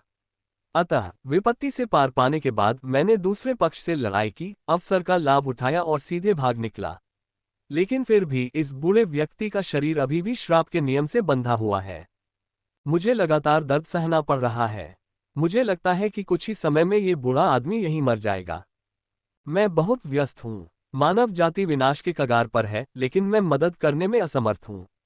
मैंने हजारों वर्षों तक मानव जाति की सहायता की है, लेकिन मैंने कभी नहीं सोचा था कि मानव जाति के उत्थान की पूर्व संध्या पर मेरी मृत्यु होगी। ये तो सचमुच भाग्य है। बूढ़े व्यक्ति ने उदासीनता से मुस्कुराते हुए अर्जुन पर अपनी निगाहें टिका दी और धीरे से कहा, तुम बहुत जिज्ञासु होगे। चूंकि मैं तुम्हारे युग में गायब हुआ था तो मुझे मर जाना चाहिए था, लेकिन मैं तुमसे संवाद क्यों कर पा रहा हूँ? बिल्कुल सही। क्या कारण कार्य का नियम अंतरिक्ष और समय की सीमाओं को पार करके भविष्य के लोगों से संवाद कर सकता है? अर्जुन ने अपने विचार व्यक्त किए और पूछे बिना नहीं रह सका। स्वाभाविक रूप से, जब मेरे द्वारा प्रयुक्त कारण कार्य नियम अपने उच्चतम स्तर पर पहुंच गया, तो वह न केवल अतीत की घटनाओं का अनुमान लगा सकता था, बल्कि भविष्य की घटनाओं का भी। ठीक इसी कारण मैंने समय और स्थान को पार करके आपसे संवाद करने के लिए इस नियम की शक्ति का प्रयोग किया। इसके वास्तव में कई अद्भुत उपयोग हैं, लेकिन दुर्भाग्य से मैं बहुत समय से मृत हूं। अब लाखों वर्ष पूर्व से आपसे संवाद करने से कुछ दिव्य रहस्य प्रकट हो सकते हैं। अब जब मैं शापित हूं और मैंने आपसे इतना कुछ कह दिया है, तो मुझे निश्चित रूप से दिव्य दंड भुगतना पड़ेगा। शायद इस समय मेरा भाग्य पूरी तरह से कमजोर हो चुका है। मुझे विश्वास है कि कुछ ही समय में मैं निश्चित रूप से एक संत प्रभु के हाथों मर जाऊंगा। बूढ़े व्यक्ति ने मुस्कुराते हुए धीरे धीरे ये शब्द कहे। तो बात ऐसी है, मैंने पहले सोचा था कि यह रहस्यमयी क्षेत्र इतना समृद्ध है कि कोई ना कोई इस पर कब्जा करने की तैयारी कर रहा होगा, लेकिन मुझे कभी उम्मीद नहीं थी कि सीनियर ने आज जो कुछ भी है उसे सैकड़ों हजारों साल पहले ही देख लिया था। इस बात की पुष्टि करते हुए कि मैं निश्चित रूप से यहाँ आऊंगा। तो क्या आपने अराजकता के नियम और साधना तकनीकों को त्याग दिया? अर्जुन चकित रह गया। उन्हें कभी उम्मीद नहीं थी कि उनके सामने बैठा व्यक्ति कारणता के नियम को इतने गहन स्तर तक विकसित कर सकता है, न केवल सैकड़ों हजारों वर्षों के अंतर से दूसरों के साथ संवाद करने में सक्षम हो सकता है। उन्होंने ये भी अनुमान लगाया कि मानव वंश की 10वीं पीढ़ी का नियति का पुत्र यहाँ आएगा। ऐसा कानून बेहद क्रूर है। यदि वह इस नियम को पूरी तरह से समझ ले, तो भविष्य में इसका थोड़ा थोड़ा अनुमान लगाकर वह जान सकता है कि उसके अवसर कहाँ हैं, और वह थोड़े समय में ही अपनी साधना को लगातार बढ़ाकर संत बन सकता है। स्वाभाविक रूप से मैंने ये दोनों वस्तुएं तुम्हें एक कारण से दी हैं। मेरे अनुमान के अनुसार मेरे बाद मानव वंश के कम से कम 4 भाग्य के पुत्र असमय मर गए। मैं उन्हें बचा नहीं सका, लेकिन आकाश और पृथ्वी में आशा की एक किरण छिपी है। 10वीं पीढ़ी का भाग्य का पुत्र निर्णायक मोड़ साबित हो सकता है। इसलिए मैंने यहाँ पाया हुआ अराजकता का नियम यहीं छोड़ दिया और इसे कभी अपने शरीर में समाहित नहीं किया। इसका मुख्य कारण यह है कि अराजकता का नियम कारणता के नियम के निष्कर्ष का विरोध कर सकता है। यदि आप इस वस्तु को अपने शरीर में शामिल करते हैं, कारण कार्य संबंध के नियम का अध्ययन करने वाले लोग निश्चित रूप से आपके स्थान का आसानी से अनुमान नहीं लगा पाएंगे। आपको आसानी से हत्या का शिकार भी नहीं होना चाहिए। बूढ़े आदमी ने हल्के से सिर हिलाया, ये शब्द कहे, फिर एक भौं उठाए और हल्की सी मुस्कान के साथ बोला, तुमने जरूर अराजकता के नियम को छू लिया होगा और कुछ ऐसा देख लिया होगा जो तुम्हें नहीं देखना चाहिए था, है ना? सच कहूं तो इस कानून के पिछले मालिक की असमय मृत्यु हो गई थी और वह मेरे हाथों मारा गया। गहन अधोलोक में स्थित हॉल में कभी कम से कम 25 संत स्वामी हुआ करते थे। मानव वंश के नियति के वंशज मूर्ख नहीं हैं। वे स्वभाव से ही बहादुर और अद्वितीय हैं। कई पीढ़ियों के बाद उन्होंने स्वाभाविक रूप से कई संत स्वामियों का वध किया है, विशेषकर गहन पाताल लोक के संत स्वामियों का। मेरे दिव्य अनुमान के अनुसार आपकी पीढ़ी तक अधिकतम 12 ही बचे होंगे। नियति के 10वें सबसे महत्वपूर्ण वंशज के रूप में यदि संभव हो तो आप हमारे लिए उन सभी को मार सकते हैं। कारण सरल है, शेष 12 राक्षसों ने मानव वंश के कम से कम 3 भाग्य के वंशजों को मार डाला है, विशेषकर वह व्यक्ति जिसने कारणता नियम का प्रयोग किया। उन्होंने न सिर्फ मुझे मार डाला, बल्कि मेरे शरीर को निचोड़कर मेरे नियम निकाल लिए और सीधे अपने शरीर में समाहित कर लिए। यह मुझे बेहद क्रोधित करता है। बोलते बोलते बूढ़ा व्यक्ति बेचैन हो गया, लेकिन अंत में उसने एक गहरी आह भरी।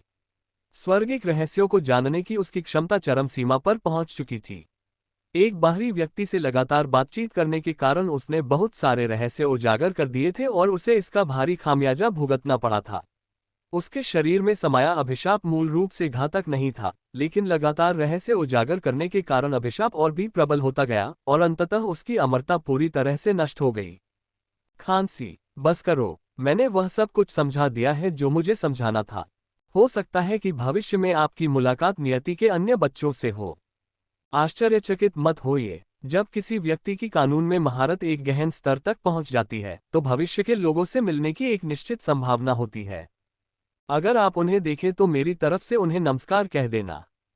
मैं जा रहा हूं। बूढ़े व्यक्ति ने हल्की खांसी की और उसकी आकृति धीरे धीरे अलौकिक हो गई। लेकिन जैसे ही छवि गायब होने वाली थी, अर्जुन ने देखा कि उस व्यक्ति के पीछे कम से कम 7 संत देवलोक प्रकट हुए।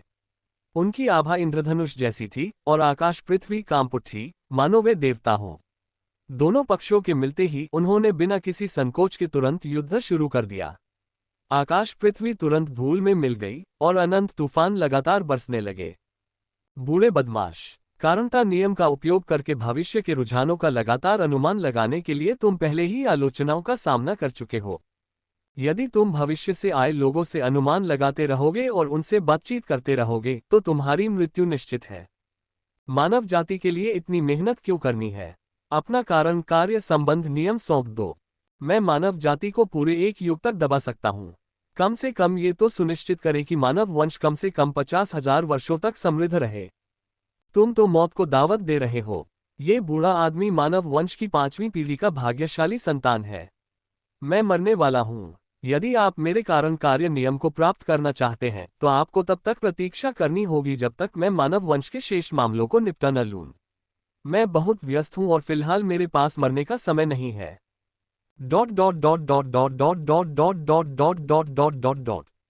अध्याय 846 पवित्र भगवान का नियम 9 सम्राटों की अराजकता की तलवार। ये 5वीं पीढ़ी के भाग्यशाली बच्चे की पैतृक भूमि है। अर्जुन चुपचाप अपने सामने की मायावी छवि को निहार रहा था। यद्यपि वह परलोक लाखों वर्ष पूर्व का था, फिर भी उसे वह अविश्वसनीय रूप से वास्तविक लग रहा था। मानव वंश के 5वीं पीढ़ी के भाग्यशाली बालक ने अकेले ही संत स्वामी क्षेत्र के 7 महाशक्तियों को पराजित कर दिया था। जैसा कि उसने कहा, वह वास्तव में अत्यंत शक्तिशाली था, लगभग संत राजा के शिखर तक पहुंच चुका था। एक ही कदम से उसने आकाश और पृथ्वी को पुनर्तः नष्ट कर दिया था।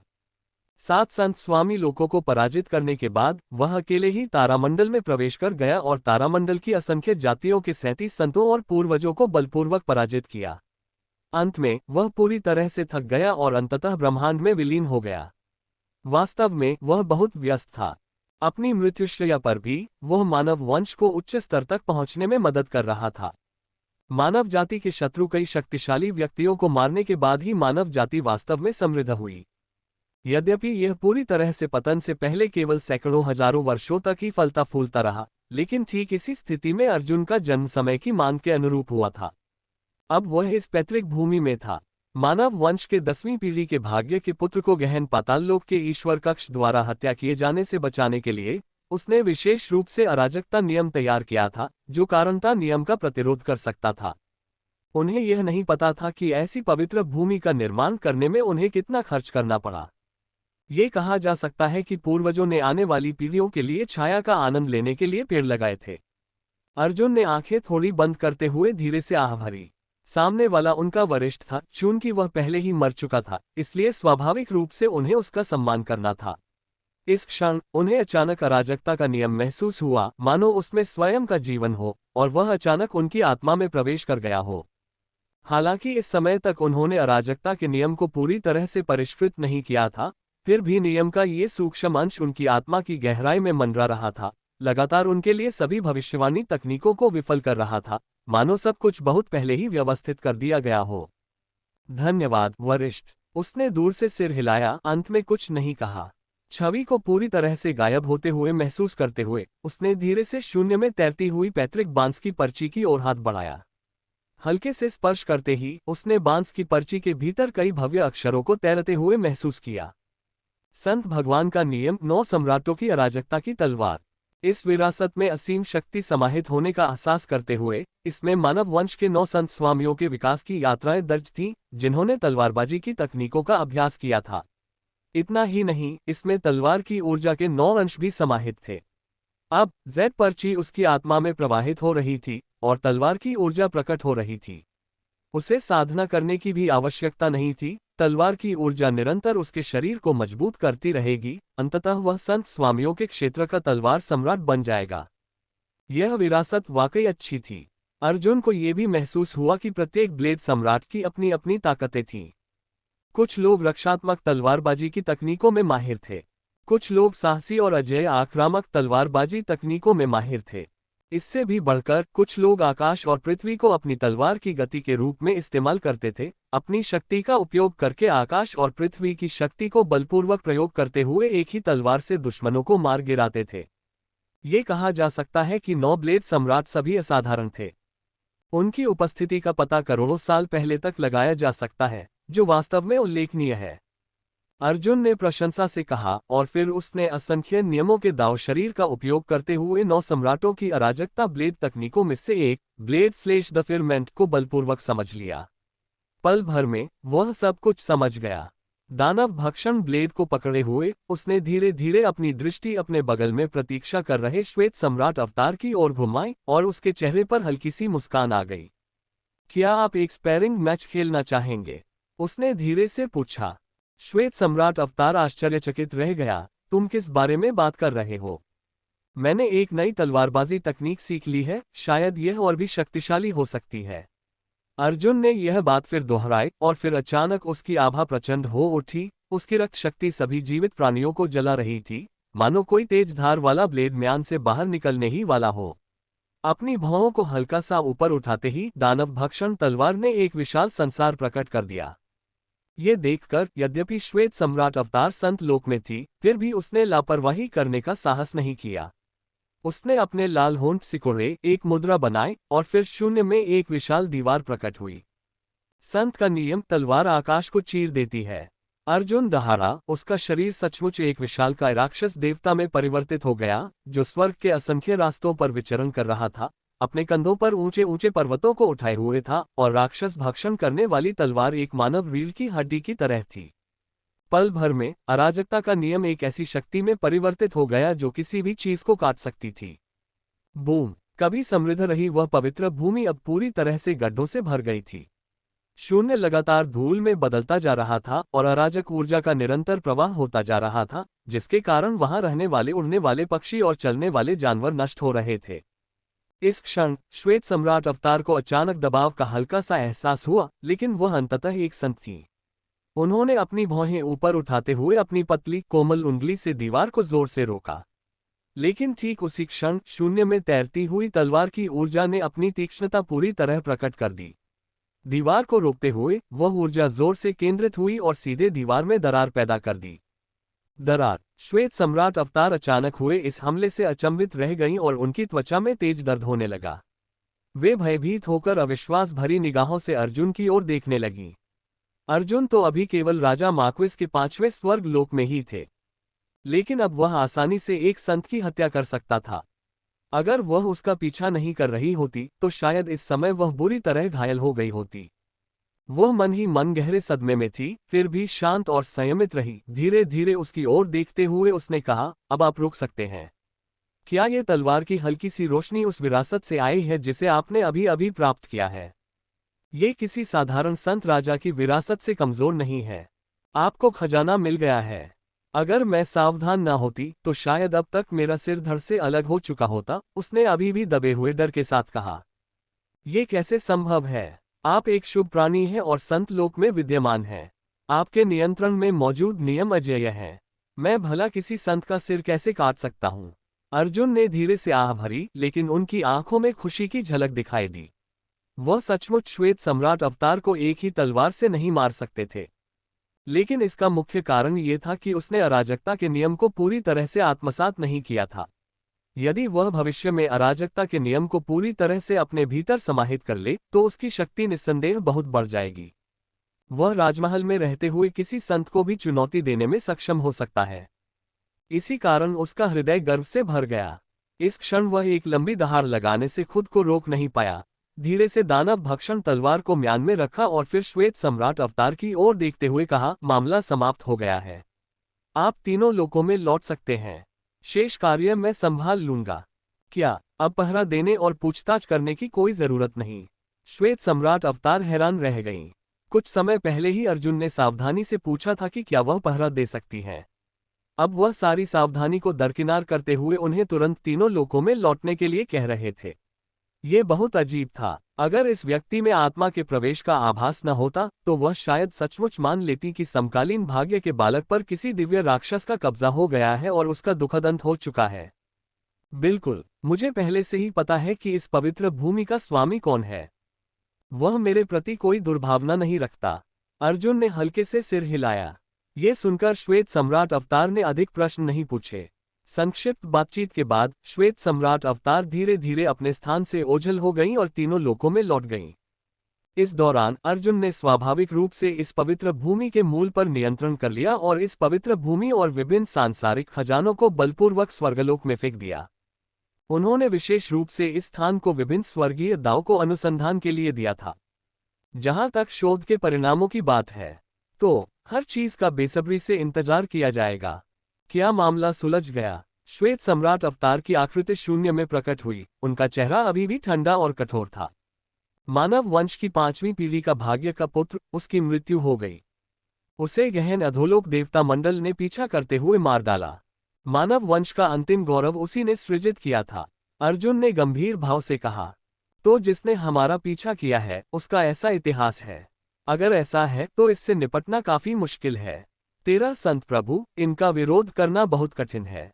शायद हमें एक दीर्घकालिक योजना बनाने की जरूरत है। चलिए अब एक और तारों भरे आकाश में चलते हैं। इस पवित्र भूमि को स्थानांतरित करने के बाद वह स्थान अब अस्तित्व में नहीं है। यह अराजकता ऊर्जा से भरा हुआ है। हालांकि मैं वांग हो क्षेत्र में हूं, लेकिन अगर मैं अराजकता की गहराई में बहुत देर तक रहा तो निश्चित रूप से मर जाऊंगा। ठीक है, चलो मिलकर उस बदनसीब को ढूंढते हैं। और हाँ, उस खजाने के नक्शे वाले गुप्त क्षेत्र में संत को मार डालो।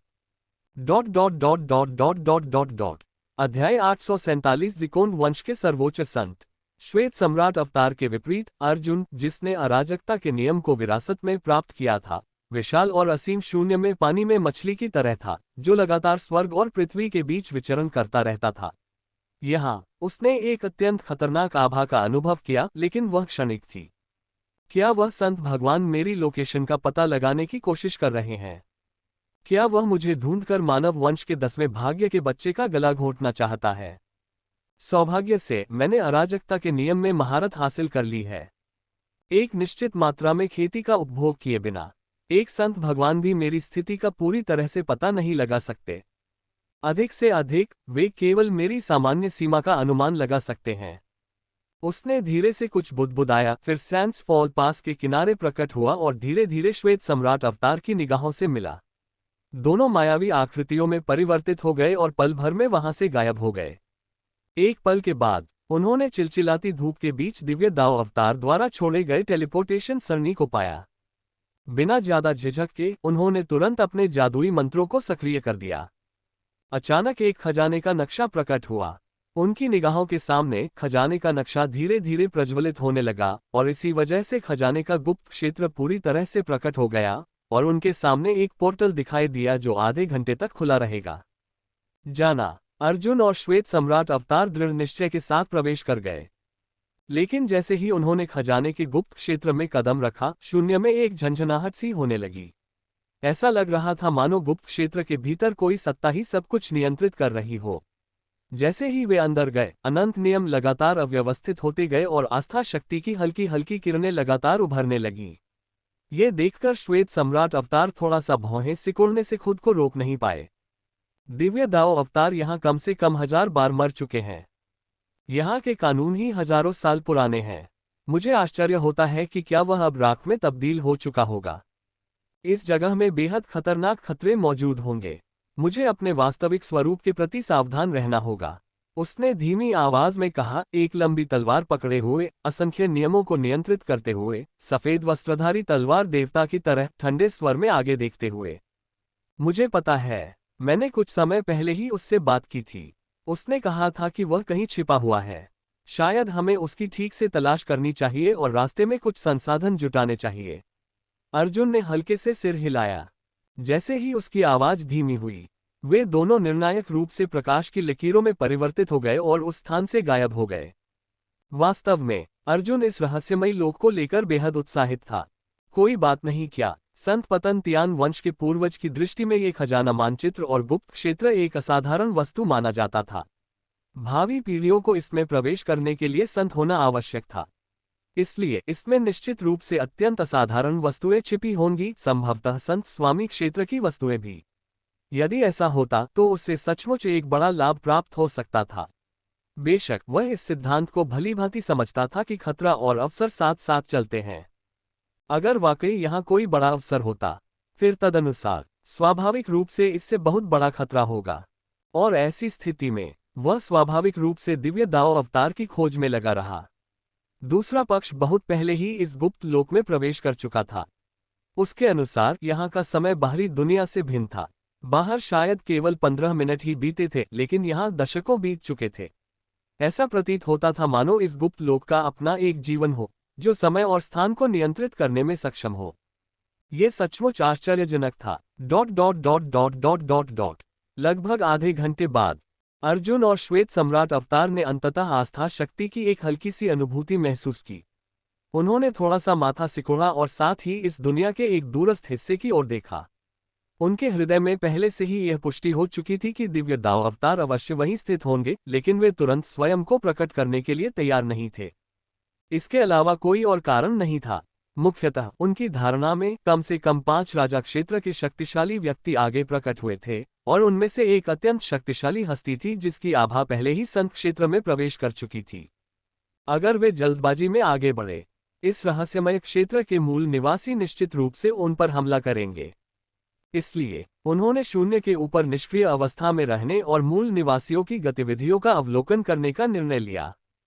और ऐसी स्थिति में अर्जुन ने दैवीय दाव अवतार से संपर्क स्थापित करने के लिए पुनर्जन्म के नियमों का उपयोग किया। अजीबोगरीब नियम फिर से प्रकट हो गए हैं। मेरा असली स्वरूप, क्या ये तुम हो? क्या आप खजाने के नक्शे के गुप्त क्षेत्र में प्रवेश कर चुके हैं? मैं इस समय घिरी हुई स्थिति में हूं। मैं एक वंशानुगत गुप्त क्षेत्र में हूं और कोई कार्रवाई नहीं कर सकता। अभी आपको कुछ संतों को ढूंढना होगा जो बाहर के मूल निवासियों को मार सकें। हम शेष संसाधनों को जबरन जब्त कर सकते हैं।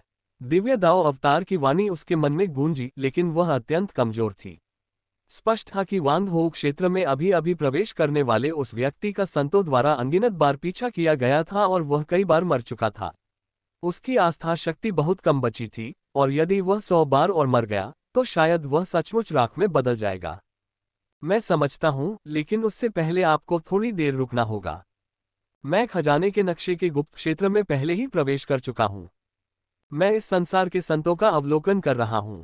उन्होंने अभी तक आप पर हमला नहीं किया है। चिंता मत करो, मैं तुम्हें बिना दफन स्थान के मरने नहीं दूंगा। अर्जुन ने शांत भाव से कहा, और इस क्षण उसे आखिरकार यह एहसास हुआ कि यहाँ के मूल निवासियों में कुछ गड़बड़ है।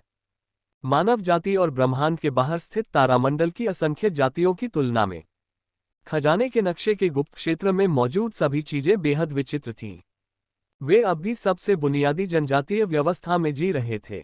उनमें से कई साधारण पक्षी, जानवर और शीकोन कबीले के सदस्य थे, जो आपस में मिलकर जमीन पर चल रहे थे। संतों के नेतृत्व में वे सभी दिव्य दाव अवतार के छिपने के स्थान की ओर बढ़े, और जैसे ही वे करीब पहुंचे, उनके शरीरों पर अनायास ही कानून का एक हल्का सा अंश प्रकट हो गया। फिर सबके सामने उन्होंने सीधे अपने शरीर को टुकड़े टुकड़े कर दिया और मौके पर ही आत्मदाह कर लिया। धमाका। आत्मघाती हमलावर एक राजा था जिसकी शक्ति अदम्य और शरीर कठोर था। अब जब उसने स्वयं को विस्फोटित कर लिया तो उससे उत्पन्न खतरा अत्यंत भयावह हो गया।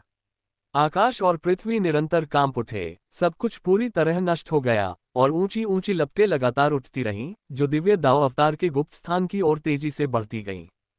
इस दृश्य को देखकर श्वेत सम्राट अवतार उत्सुक हो उठे और उन्होंने पूछा, आखिर ये लोग कर क्या रहे हैं? यह उनका गढ़ है, और आगे इस गुप्त क्षेत्र की विरासत भी है। एक राजा का आत्मदाह करना अत्यंत भयावह है, लगभग संत लोक के अस्तित्व को भी प्रभावित कर सकता है। अब वे सीधे राख में बदल गए हैं। क्या वे इस विरासत वाले गुप्त क्षेत्र को पूरी तरह से नष्ट करना चाहते हैं? कुछ तो गड़बड़ है। हालांकि यह रहस्यमय क्षेत्र संसाधनों से भरपूर प्रतीत होता है, लेकिन एक शक्तिशाली राजा को तैयार करना बेहद मुश्किल है, जिसमें कम से कम दसियों हजार साल लगते हैं। क्या वे अपनी ही विरासत को नष्ट करने की कोशिश कर रहे हैं?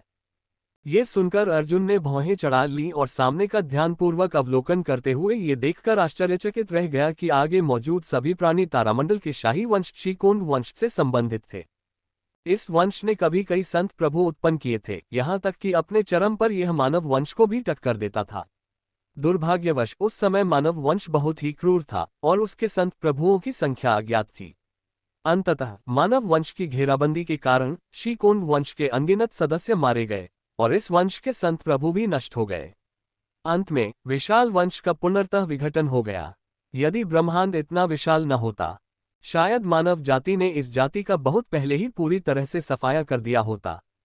अब यहाँ वास्तव में शीकोन वंश के अवशेष मौजूद थे, और उनमें से सबसे शक्तिशाली संत लोक में प्रवेश कर चुका था, जो वाकई आश्चर्यजनक था। उसने अपनी भौहें थोड़ी ऊपर उठाईं और अपनी दिव्य शक्तियों का उपयोग करते हुए आगे के निशानों का पता लगाया, और कई साल पहले एक संत द्वारा कहे गए शब्दों को सफलतापूर्वक इकट्ठा कर लिया। जब से हमारे पूर्वजों ने मानव जाति से लड़ाई लड़ी है, हमारा शीकोन कबीला ब्रह्मांड में आवारा कुत्तों की तरह रहा है। हमारे पूर्वजों ने मानव जाति के लिए कुत्ते बनने से साफ इनकार कर दिया। फिर मानव जाति ने हमारा नरसंहार कर दिया। हमने क्या अपराध किया? मानव कबीले ने लगभग हमारा सफाया कर दिया था, इतना अधिक कि हमारी वंश परंपरा बेहद कमजोर हो गई है। हजारों वर्षों से कोई भी अपने पैतृक वंश की ओर वापस नहीं लौटा है। संत लोक में अभी तक किसी ने कदम भी नहीं रखा है। मानव जाति के प्रति हमारी घृणा असीम है। सौभाग्य से एक संत स्वामी ने एक बार कहा था कि हमारे शिकोन वंश के पास अभी भी एक अवसर है।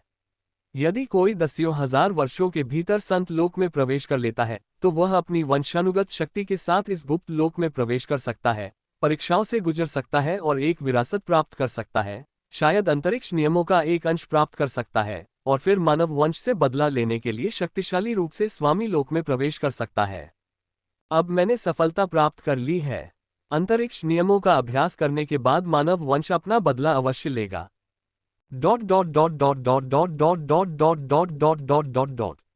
अध्याय 848 छुपकर हमला क्यों? मैं संत को मार सकता हूँ। खजाने के नक्शे के गुप्त क्षेत्र के भीतर अर्जुन ने अंतरिक्ष नियमों का निरंतर उपयोग करते हुए शून्य को उलझा दिया, जिससे ये संसार पुनर्जन्म के चक्र में लीन हो गया। फिर उसने अपनी साधना का प्रयोग करते हुए 10,000 वर्षों से अधिक समय से इस संसार में चल रही चर्चाओं का विश्लेषण किया और अंततः इस रहस्यमयी लोक के बारे में कुछ सुराग प्राप्त किए। लेकिन ठीक इसी कारण उसके होठों पर एक भयावह ठंडी मुस्कान आ गई। ये पता चला कि सेंट फॉल तियान कबीले के पूर्वज द्वारा प्राप्त खजाने का नक्शा निर्धन नहीं था। इसके विपरीत खजाने के नक्शे का एक समय में एक मास्टर था। वह व्यक्ति कम से कम प्रभु के पास तो था। हालांकि मानव जाति के खिलाफ धर्मयुद्ध करने के लिए ब्रह्मांड में विचरण करते समय युद्ध में उनकी दुखद मृत्यु हो गई। उसके द्वारा छोड़ा गया खजाने का नक्शा दुनिया से गुम हो गया था। संत पतन तियान कबीले के पूर्वज को संयोगवश वह खोया हुआ खजाना नक्शा प्राप्त हुआ और किसी तरह वह वास्तव में पहले भी एक बार इस गुप्त क्षेत्र में प्रवेश कर चुका था। बेशक जब इस व्यक्ति ने गुप्त क्षेत्र में प्रवेश किया था तब वह अधिकतम विश्व नियंत्रक क्षेत्र में था, इसलिए उसने यहाँ अनगिनत संसाधन एकत्रित किए और अंततः वांगहोक क्षेत्र में प्रवेश कर गया। उन्होंने जबरदस्ती सैंड्स फॉल पास में एक परिवार बसाया। एक सुसंस्कृत परिवार पूरी तरह से स्थापित हो चुका था और शक्तिशाली बनने के बाद तब उन्हें इस गुप्त लोक की भयावहता का एहसास हुआ। सौभाग्यवश उन्हें इस गुप्त लोक में प्रवेश का अवसर मिल गया। यदि वे जरा भी लापरवाह होते तो शायद उनकी मृत्यु बिना दफन स्थान के ही हो जाती। इसलिए अपनी मृत्युशैया पर उन्होंने अपने वंशजों से कहा कि इस गुप्त लोक में प्रवेश करने से पहले उन्हें संत बनना होगा। ऐसा प्रतीत होता है कि यह निर्णय वास्तव में बुद्धिमानी भरा था। हालांकि इस गुप्त क्षेत्र में पक्षियों और जानवरों में कोई संत स्तरीय प्राणी नहीं है, फिर भी अनगिनत पक्षी और जानवर शाही वंश से युक्त हैं। कई अनोखे जानवर तो वांगहोक क्षेत्र में सफलतापूर्वक प्रवेश भी कर चुके हैं। यदि कोई सम्राट या शक्तिशाली व्यक्ति वहां जाने का साहस करे तो उसकी मृत्यु निश्चित रूप से बिना दफन स्थान के हो जाएगी। इस गुप्त क्षेत्र के पूर्व स्वामी शिकोन वंश ने भी अपनी वंश परंपरा के टूटने के बाद साधना जारी रखी। मानव जाति द्वारा हत्या से बचने के लिए वे तब तक निरंतर भटकते रहे जब तक कि एक संत प्रकट नहीं हुए, तभी उन्होंने इस गुप्त क्षेत्र में प्रवेश करने का साहस किया। ये कहा जा सकता है कि यह गुप्त क्षेत्र संतों के लिए भी एक निश्चित खतरा पैदा करता है। इसे बेहद खतरनाक जगह कहा जा सकता है और ठीक इसी वजह से इसके बजाय अर्जुन और श्वेत सम्राट अवतार उत्साहित हो गए। वे स्वाभाविक रूप से जानते थे कि खतरा और अवसर साथ साथ मौजूद होते हैं। चूंकि यह जगह इतनी खतरनाक है, इसलिए यहाँ अवसरों की कोई कमी नहीं होनी चाहिए। कैसे? क्या यही एकमात्र जानकारी है? श्वेत सम्राट अवतार ने अपनी दृष्टि अर्जुन की ओर घुमाई। एक ही सत्ता होने के कारण उनके मन स्वाभाविक रूप से जुड़े हुए थे। ऐसा प्रतीत हुआ कि वह कुछ जानता है और उसके चेहरे पर हल्की सी मुस्कान आ गई। स्वाभाविक रूप से इस गुप्त क्षेत्र में अंतरिक्ष नियमों का एक अंश मौजूद है जो सीधे संत क्षेत्र की उत्पत्ति की ओर इशारा करता है। इसका पूर्व स्वामी एक लॉर्ड था। यदि संभव हो तो हमें इस वस्तु को अवश्य प्राप्त करना चाहिए। अन्य अवसरों को छोड़ा जा सकता है, अर्जुन ने ठंडे स्वर में कहा। तो बात ऐसी है, फिर हम छुपकर हमला करने के अवसर का इंतजार करेंगे। श्वेत सम्राट अवतार ने जरा भी संकोच नहीं किया। एक लंबी तलवार पकड़े हुए हल्के से सिर हिलाने के बाद उनका शरीर धीरे धीरे शून्य में छिप गया, मानो वे संत की हत्या करने की तैयारी कर रहे हों। लेकिन जब वह जाने ही वाला था तो उसने अर्जुन की ओर मुड़कर देखा और धीरे से पूछा, हे पूज्यवर, क्यों न हम तीनों लोगों के शुभ प्राणी से सहायता मांगे? उनमें से कितने लोग संत लोक में प्रवेश कर चुके हैं और कई तो भगवान को प्राप्त करने के कगार पर हैं। यदि वे सक्रिय हो गए तो एक साधारण संत पल भर में मारा जा सकता है। ये सुनकर अर्जुन ने ज्यादा ध्यान नहीं दिया और सिर हिलाते हुए कहा, कोई जरूरत नहीं, हम मिलकर एक साधारण संत का वध कर सकते हैं। वैसे भी मैंने अभी अभी तलवारबाजी की कई तकनीकें सीखी हैं। अगर संभव हो तो मैं उन्हें इस संत पर आजमाना चाहूंगा। जैसे ही ये शब्द कहे गए, श्वेत सम्राट अवतार तुरंत स्तब्ध रह गया। उसकी चांदी जैसी सफेद आंखें अविश्वास से भर गईं और उसने अविश्वासपूर्वक कहा, हे पूज्यवर, क्या आप किसी हत्या की योजना नहीं बना रहे हैं? इसके बजाय तुम खुलेआम एक संत से लड़ने जा रहे हो। बिल्कुल, मैंने शुरू में सोचा था कि यहाँ छिपा हुआ संत निश्चित रूप से अपने साथियों के बीच एक अजेय हस्ती होगा। लेकिन अब जब मैं इसे देख रहा हूं, तो मुझे कभी उम्मीद नहीं थी कि दूसरी पार्टी संसाधनों पर निर्भर रहकर आगे बढ़ेगी। शायद मैं एक ही तलवार के वार से उसकी जान ले सकता हूं। अर्जुन ने धीमी आवाज में जवाब दिया, तो बात कुछ ऐसी है। खैर, तुम्हारे शरीर में कई शुभ प्राणी हैं जो बैकअप के रूप में काम आ सकते हैं। बेझिझक उसे चुनौती दो, मैं इस दौरान दिव्य दाव अवतार को बचा सकता हूं। वह आदमी बुरी तरह घायल है। अगर उसे अपनी ताकत वापस पाने के लिए आस्था शक्ति नहीं मिली तो उसकी ताकत निश्चित रूप से कम हो जाएगी। इतना ही नहीं, उसकी जान को भी खतरा है। श्वेत सम्राट अवतार ने धीरे से आह भरी। समझ गया। अर्जुन ने हल्के से सिर हिलाया और अंततः दूसरे पक्ष से ज्यादा बात नहीं की। उसने अपनी नजर आगे की ओर, या अधिक सटीक रूप से कहें तो शिकोन कबीले के सदस्यों की ओर घुमाई। Dot dot dot dot dot dot dot dot dot dot dot dot dot dot dot. Divya दाओ अवतार की सीलबंद भूमि। यहाँ कभी एक वेदी हुआ करती थी, लेकिन घुसपैठ करने वाले एक राजा ने कुछ अज्ञात करतूत किया और पीछा किए जाने पर उसने वेदी को अपवित्र कर दिया। इतना ही नहीं, वो वेदी के साथ एक अनंत मुहर में भी गिर गया, जिससे अंतरिक्ष के नियम नष्ट हो गए। ऐसा कृत्य वास्तव में घृणित था। शिकोन वंश के संत का चेहरा उदास था। अपने हाथ में मौजूद अंतरिक्ष नियमों को लुप्त होते देख उन्होंने उस राजा के प्रति घृणा से दांत पीसे, लेकिन फिर भी उन्होंने अपनी समझदारी बनाए रखी। उन्होंने स्वयं से कहा कि यदि उन्हें अंतरिक्ष नियमों को पुनः प्राप्त करना है तो उन्हें शिकोन वंश के वंशजों का बलिदान देना होगा। अन्यथा पहले से ही अपवित्र हो चुकी वेदी का संसार में पुनः प्रकट होना संभव नहीं था। अगली बार यह कम से कम 30 मिलियन वर्षों बाद सामने आएगा। तब तक उन्हें विलुप्त होने के कगार पर होना चाहिए, जब से उनके कबीले ने मानव जाति के साथ युद्ध किया है। शिकोन वंश का पुनर्तः पतन हो चुका था। यदि उसने लगातार तारामंडल के असंख्य वंशों की चापलूसी न की होती और स्वयं को विनम्र न बनाया होता, तो मानव जाति के शक्तिशाली लोग उन्हें बलपूर्वक समाप्त करने के लिए पहले ही आ चुके होते। इसलिए वे यहाँ ज्यादा देर तक नहीं रुक सकते थे और उन्हें तुरंत अंतरिक्ष कानूनों को परिष्कृत करना पड़ा। प्रभु के पास तुरंत प्रवेश करने की कोई आवश्यकता नहीं है। तभी मानव जाति के नरसंहार का प्रतिरोध करने की एक निश्चित संभावना होगी। इसी कारण शिकोन वंश के संत ने सब कुछ त्याग दिया। 30 वर्ष पूर्व उन्होंने 900 दिव्य प्रतिभाओं को स्वयं को बलिदान करने के लिए प्रेरित किया, लेकिन फिर भी शक्ति पर्याप्त नहीं थी। अब उन्होंने 5 राजा लोक के प्राणियों का नेतृत्व किया है, जिनका उद्देश्य उनकी बलिदान शक्ति का उपयोग करके वेदी के भीतर की बाधाओं को तोड़ना है। फिर अचानक यहाँ घुसपैठ करने वाले उस शक्तिशाली व्यक्ति को मारने के बाद वह अंतरिक्ष कानूनों पर एकाधिकार कर लेगा।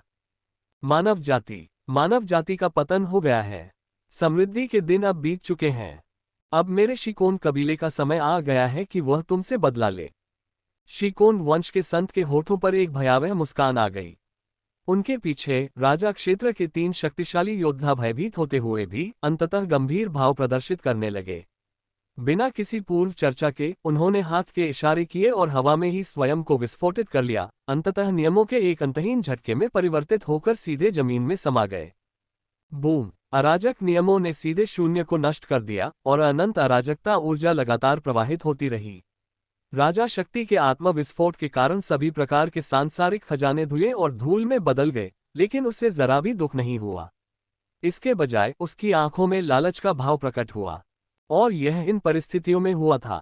महज आधे घंटे बाद 3000 झांग ऊंची एक वेदी चुपचाप प्रकट हुई। संपूर्ण वेदी का निर्माण नियमों से किया गया था। इसमें दर्जनों दुनियाएं समाहित थीं। प्रत्येक दुनिया शिकोन कबीले के स्वर्णिम काल के दौरान उनके द्वारा एकत्र किए गए हजारों वर्षों के संग्रह का प्रतिनिधित्व करती थी। इसे एक बहुत बड़ी संपत्ति कहा जा सकता है। अगर इसे ब्रह्मांड में फेंक दिया जाए तो यह अनगिनत लोगों को पागल कर देगा।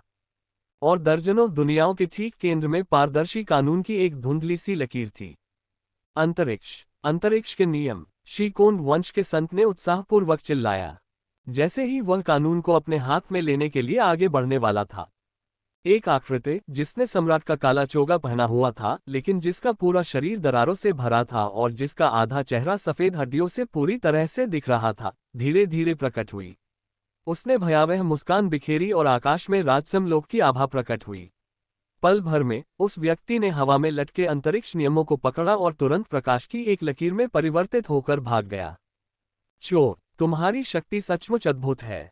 तुम अभी अभी राजा के राज्य में प्रवेश कर चुके हो, फिर भी तुम किसी संत से कमजोर नहीं हो। दिलचस्प, कितना अफसोस की बात है कि आप अंततः राजशाही साम्राज्य का ही एक हिस्सा हैं। और मैं एक संत हूं। अगर आप कानून चुरा ले तो क्या होगा? ये दुनिया मेरे शिकोन वंश के एक पूर्वज के शव से बनी थी। इससे हमें स्वाभाविक रूप से मदद मिलेगी। तुम्हारी मौत निश्चित है। शिकोन वंश के संत अपने हाथ पीठ पीछे बांधे खड़े थे, उनमें कोई भय नहीं दिख रहा था। और सच में पल भर में ही अरबों मील दूर प्रकट हो चुके दिव्य ताओ अवतार अचानक अंतरिक्ष नियमों से बंध गए। उन्होंने लगातार संघर्ष किया, लेकिन हजारों फीट ऊंचा एक विशालकाय प्रेत उनके शरीर पर प्रकट हुआ। अपने हाथ के एक इशारे से ही उसने उन्हें अपनी हथेली में जकड़ लिया और वापस उनकी मूल जगह पर फेंक दिया। ये दुनिया सचमुच भयावह है। हे पूज्यवर, क्या आप इस पूरे समय से देख रहे थे? आपने तुरंत कार्रवाई क्यों नहीं की? दिव्य दाओ अवतार ने एक कड़वी मुस्कान दी, फिर आकाश की ओर देखा।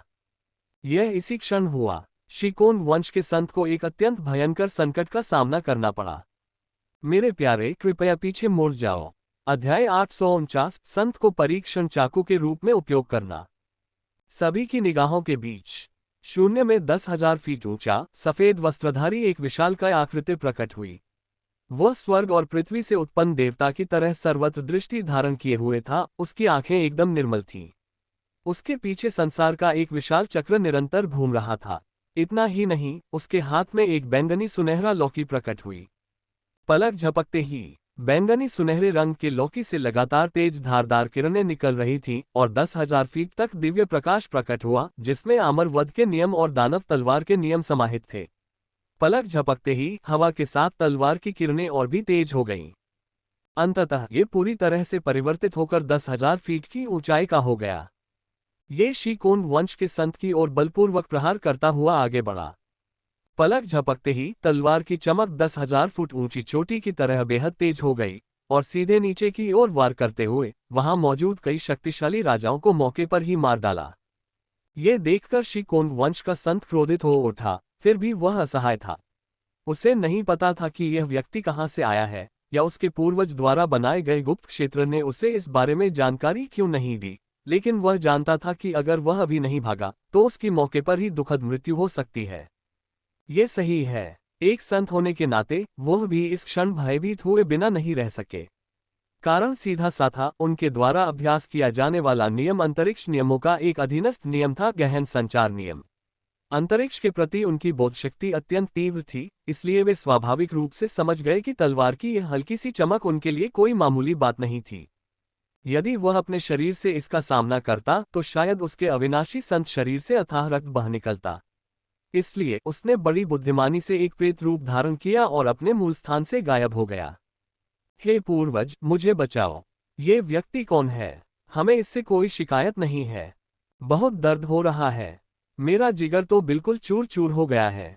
हे पूर्वज, मुझे बचाओ। पिता, कई शक्तिशाली राजा लगातार कराह रहे थे। उन्हें असहनीय पीड़ा हो रही थी।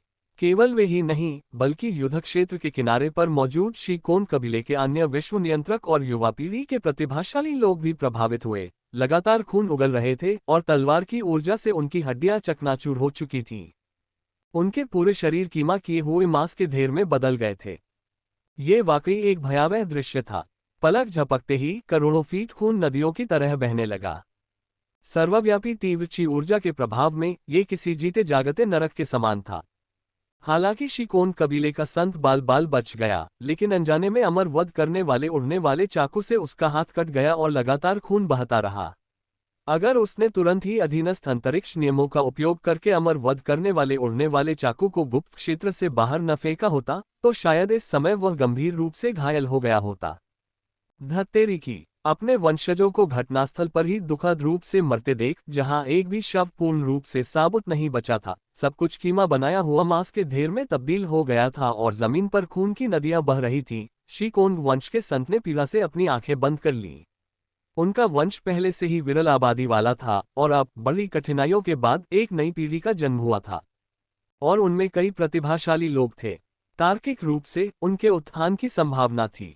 उसे केवल संत लॉर्ड क्षेत्र में प्रवेश करना था और भविष्य में वह वर्तमान में कमजोर पड़ रही मानव जाति के विरुद्ध लड़ने के योग्य भी हो जाएगा।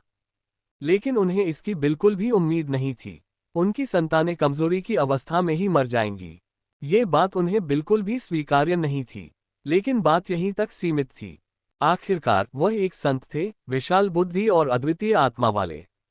हालांकि उनके हृदय में पीड़ा थी, उन्होंने तुरंत उसे दबा लिया और अपने सामने तैरती हुई सफेद आकृति को निर्मम दृष्टि से देखा। उनकी आंखों में घृणा भरी थी, लेकिन वे तुरंत कोई कदम उठाने को तैयार नहीं थे। इसके बजाय उन्होंने बिखरे हुए दिव्य दाव अवतार को देखा। चूंकि उनके वंशज पहले ही मर चुके थे, इसलिए उनका कोई मूल्य नहीं था। अब उन्हें सबसे ज्यादा अंतरिक्ष नियमों की आवश्यकता थी। यदि उन्हें ये नियम प्राप्त हो जाता और वे संत स्वामी क्षेत्र में प्रवेश कर लेते, तो क्या भविष्य में वंशज पैदा करना आसान नहीं हो जाता? उनकी हर संतान प्रतिभाशाली होगी, अंतरिक्ष में प्रवेश करने की जन्मजात दिव्य क्षमता से युक्त। उस समय उसके लिए इस व्यक्ति को मार डालने में अभी भी देर नहीं हुई है। बहुत देर हो चुकी है। शीकोन वंश के संत ने जब दिव्य दाव अवतार की ओर दृष्टि डाली, तो एक श्वेत वस्त्रधारी सम्राट प्रकट हुए। यद्यपि वे अभी अभी राजा लोक में प्रवेश कर चुके थे, उनके शरीर में लाखों वर्षों से संचित आस्था की शक्ति थी। अब एक ही कदम से असीम आस्था की शक्ति सीधे दिव्य दाव अवतार के शरीर में समाहित हो गई। फिर उन्होंने तलवार उठाए और बलपूर्वक आगे बढ़े। बूम! उसने पल भर में ही खुद को पूरी तरह नष्ट कर लिया। वह जानता था कि वह एक संत का मुकाबला नहीं कर सकता, इसलिए वह इस तरीके का इस्तेमाल करके भागने की योजना बना रहा था। हालांकि उसे यह उम्मीद नहीं थी कि शायद दिव्य दाव अवतार का बार बार पीछा करने के कारण शीकोन वंश का संत आस्था की शक्ति से पुनरुत्थान की विधि से पहले से ही परिचित हो चुका था। अब विकृत चेहरे के साथ अंतरिक्ष नियम उसके पूरे शरीर पर प्रकट हो गए, जिससे श्वेत सम्राट अवतार का शव बलपूर्वक संकुचित हो गया और अंततः उसे जीवन और मृत्यु के बीच की स्थिति में छोड़ दिया। उसे अपनी पूर्ण अवस्था में वापस आने के लिए कम से कम आधा घंटा लगेगा। ये क्या चीजें हैं? अमर और अजेय। भले ही ये केवल राजा स्तर का है, लेकिन इसके शरीर में ऐसी शक्ति समाहित है जो साधकों के लिए विषैली है। यह महज एक चाल है, संत स्तर जितना अच्छा नहीं। नकली अमर और अजेय। अगर तुम मुझे 15 मिनट दो, मैं तुम्हें यहीं जान से मार सकता हूँ। शीकोन वंश के संत ने श्वेत सम्राट अवतार को तिरस्कार भरी निगाहों से देखा, फिर धीरे धीरे आगे बढ़े और अंत में अपना हाथ बढ़ाते हुए ठंडे स्वर में कहा, अंतरिक्ष समय के नियम मुझे सौंप दो और मैं तुम्हारी जान बख्श दूंगा, अन्यथा आज तुम्हारी मृत्यु निश्चित है। ये सुनकर दिव्य दाव अवतार, जिनके शरीर में एक बार फिर करोड़ों आस्था शक्ति समाहित हो गई थी, ने जरा भी भय नहीं दिखाया। उन्होंने कुछ बार व्यंग्य भरी मुस्कान बिखेरी। उनकी प्राण ऊर्जा लगातार आकाश और पृथ्वी को प्रज्वलित कर रही थी और उनके पीछे एक विशालकाय अजगर प्रकट हुआ। क्या आप हमला जारी रखने की हिम्मत रखते हैं? शीकोन वंश के संत ने तिरस्कार पूर्वक घुराघुराते हुए दूसरे पक्ष की गर्दन को जोर से पकड़ लिया और उसे पूरी तरह से गला घोंटने की तैयारी कर ली। लेकिन इसी क्षण अर्जुन ने अपनी चाल चली। अमर वध करने वाला लौकी उसके पीछे तैर रहा था, लगातार तलवार की चमक प्रकट कर रहा था। जबकि उसने दानव भक्षक तलवार धारण कर रखी थी, उसका शरीर भयानक राक्षसी ऊर्जा से भरा हुआ था। वह 10,000 फुट के रक्त सागर पर चल रहा था। उसके पीछे संसार का चक्र प्रकट हो रहा था और उसकी आंखों में अराजकता की ऊर्जा का निर्माण हो रहा था, मानो वह एक सर्वोच्च देवता हो। तुम्हारा प्रतिद्वंदी मैं हूं। उसने एक कदम आगे बढ़ाया, तेज धार वाले चाकू की तरह, जिसकी धार पूरी तरह से उजागर हो। वह एक उल्कापिंड में परिवर्तित हो गया। उसने अपनी तलवार घुमाई और अपने सामने खड़े संत पर वार किया। तुम तो केवल राजशाही क्षेत्र में हो, फिर भी तुम मुझ पर इस तरह हमला करने की हिम्मत करते हो। तुम तो मौत को बुला रहे हो। शीकोन वंश के संत का आगे बोलने का कोई इरादा नहीं था। उन्होंने जोरदार हमला किया और दोनों के बीच भीषण टकराव हुआ। तीव्र ऊर्जा लगातार केंद्रित होती रही और फिर शून्य में बिखरती चली गई। ऐसा लगा मानो इस समय सब कुछ धूल में बदल रहा हो और वहां रहने वाले जीव जंतु पूर्ण विनाश के कगार पर हों। बूम! दोनों पक्षों के बीच क्षण भर के लिए गतिरोध उत्पन्न हुआ। तभी शीकोन कबीले के संत ने आश्चर्य से चीखते हुए दानव भक्षण ब्लेड को अविश्वास से देखा और कहा, एक संत कलाकृति। जैसे ही उसकी आवाज धीमी हुई, उसने देखा कि उसके सामने खड़ा युवक लगातार अपने मुंह के कोनों से खून बह रहा है। उसका वांग हो क्षेत्र का शरीर धीरे धीरे गल रहा था और उसकी हड्डियां दिखने लगी थीं, जिन पर दिव्य दावची की एक हल्की सी धारा लिपटी हुई थी, जो लगातार मरम्मत कर रही थी, लेकिन यह आग को पानी के प्याले से बुझाने जैसा था। ऐसी स्थिति में वह जानता था कि उसके सामने खड़े व्यक्ति की मृत्यु बस कुछ ही समय की बात है। मरना। शिकोन वंश के संत ने अधीनस्थ अंतरिक्ष समय नियमों का प्रयोग किया, उनका शरीर हल्का सा कांप उठा और वे सीधे अंतरिक्ष समय में विलीन हो गए। फिर उन्होंने जोरदार मुक्का मारा, जिससे अर्जुन बुरी तरह उड़ गए। जब अर्जुन को लगा कि वह मरने ही वाले हैं, तभी सफेद वस्त्रधारी युवक धीरे धीरे खड़े हुए, उदास मुस्कान के साथ बोले, सचमुच एक संत को अपनी तलवार के परीक्षण के लिए इस्तेमाल करना बहुत ही रोमांचक है। जैसे ही ये शब्द कहे गए, आकाश और पृथ्वी एक विशाल सफेद आवरण में परिवर्तित हो गए। शिकोन वंश के संत को ऐसा लगा मानो इस क्षण उनकी आत्मचेतना जम गई हो। वे स्तब्ध खड़े रहे, लेकिन ठीक इसी नाजुक मोड़ पर अचानक उनके कानों में एक ठंडी घोषणा गूंज उठी। संत विधि, तलवार आकाश को चीर देती है। अध्याय 850। जिकोन संत को एक ही प्रहार में मार गिराना। खजाने के नक्शे के गुप्त क्षेत्र के भीतर यहाँ की दुनिया एक खूबसूरत चित्रकारी की तरह थी, जिसमें अनगिनत जीव निवास करते थे। तरह तरह के उड़ने वाले और चलने वाले जीव लगातार प्रकट होते रहते थे और जमीन पर कई दुर्लभ खजाने बिखरे पड़े थे। नदियों और पहाड़ों के बीच से झरने बहते थे और ओरियोल पक्षियों की मधुर चहचहाहट सुनाई देती थी। लेकिन ऐसा दृश्य केवल एक पल के लिए ही कायम रहा। विशाल जगत में अचानक तेज रोशनी की एक लकीर प्रकट हुई, जिसने सीधे उस विशाल चित्र को चीर डाला। इसने दुनिया में लगभग सब कुछ नष्ट कर दिया। असंख्य ऊंचे पर्वत और अंतहीन चट्टानें और दसियों हजार फीट तक फैला विशाल पर्वतीय निर्जन क्षेत्र इस क्षण उड़ती हुई राख में तब्दील हो गया। यहाँ रहने वाले पक्षी और जानवर भयभीत थे। उन्होंने शक्तिशाली आभा को महसूस किया, उनके हृदय भय से भर गए, वे भाग जाना चाहते थे। लेकिन जब वे एक गुप्त क्षेत्र में थे तो वे कहाँ भाग सकते थे। बस एक पल में अरबों फीट में फैला एक क्षेत्र उड़ती हुई राख में बदल गया। उनके भीतर मौजूद जीव जंतु मौके पर ही मर गए। असंख्य ऊंचे पहाड़ और निर्जन वनभूमि धूल में तब्दील हो गई। ब्लेड की रोशनी बहुत तेज थी। इसने लगभग इस दुनिया की हर चीज को नष्ट कर दिया। ये कैसे संभव है? शिकोन वंश के संत ने अविश्वास से आगे देखा। वे अंतरिक्ष नियमों का उपयोग करके बचने की कोशिश कर रहे थे, लेकिन उन्हें इस बात की बिल्कुल भी उम्मीद नहीं थी कि उनके पीछे पुनर्जन्म नियमों का कोई अंश प्रकट होगा, जो इस दुनिया में समय को लगातार चक्र में फंसा देगा। परिणामस्वरूप चाहे वे कितनी भी कोशिश करें, वे अपनी जगह पर ही अटके रहे। अचानक हुए इस हमले से तेज धार वाली रोशनी सीधे उनके शरीर में घुस गई। उनकी अविश्वास भरी निगाहों के सामने अमर संत के शरीर से लगातार खून बह रहा था और उनकी हड्डियां क्षत विक्षत हो रही थीं। तीव्र दर्द से उनका शरीर लगातार कांप रहा था। ब्लेड की रोशनी का ये निशान बहुत तीखा था। अब ये केवल मांस और रक्त को चोट पहुंचाने का मामला नहीं रह गया था। इसके बजाय प्रतिद्वंद्वी तलवार की इस हल्की सी रोशनी का उपयोग अपने शरीर से नियमों को छीनने के लिए कर रहा था। यही एक संत के रूप में उनका मूल सिद्धांत था। अगर उसके शरीर में कोई नियम नहीं होते तो ऐसी स्थिति में उसकी निश्चित रूप से मृत्यु हो जाती। उसने उदासीन युवक को निराशा भरी निगाहों से देखा। दूसरे पक्ष के बाल सफेद थे और उसने सफेद वस्त्र धारण किया हुआ था। उसके पैरों के नीचे लाशों का ढेर और खून का सागर था और उसकी भुजाओं से असीम राक्षसी ऊर्जा निकल रही थी। पुनर्जन्म का महान निर्वाण उसके सिर के पीछे मंडरा रहा था और वह अजीब लौकी हमेशा उसकी कमर पर लटकी रहती थी। वह इतना शक्तिशाली था कि उसे विश्वास ही नहीं हो रहा था कि वह एक साधारण राजा से पराजित हो जाएगा। ये जानना आवश्यक है कि उन्होंने अपने जीवन काल में अनगिनत युद्ध लड़े थे और मानव वंश की अनगिनत दिव्य प्रतिभाओं को दबा दिया था। कई ऐसे लोग जो अपने साथियों और युवा पीढ़ी के बीच खुद को अजेय समझते थे, उनके हाथों मारे गए थे।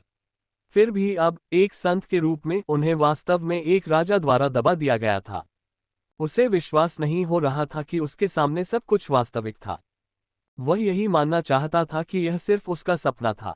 लेकिन एक अमर संत को सपने कैसे आ सकते हैं? वह क्रोधित था। उसे महसूस हो रहा था कि तलवार की हल्की रोशनी लगातार उसके शरीर में चुभ रही है। उसने कई बार विरोध करने की कोशिश की, लेकिन वह बेबस था। अंततः उसका ऊपरी और निचला शरीर पूरी तरह से अलग हो गया।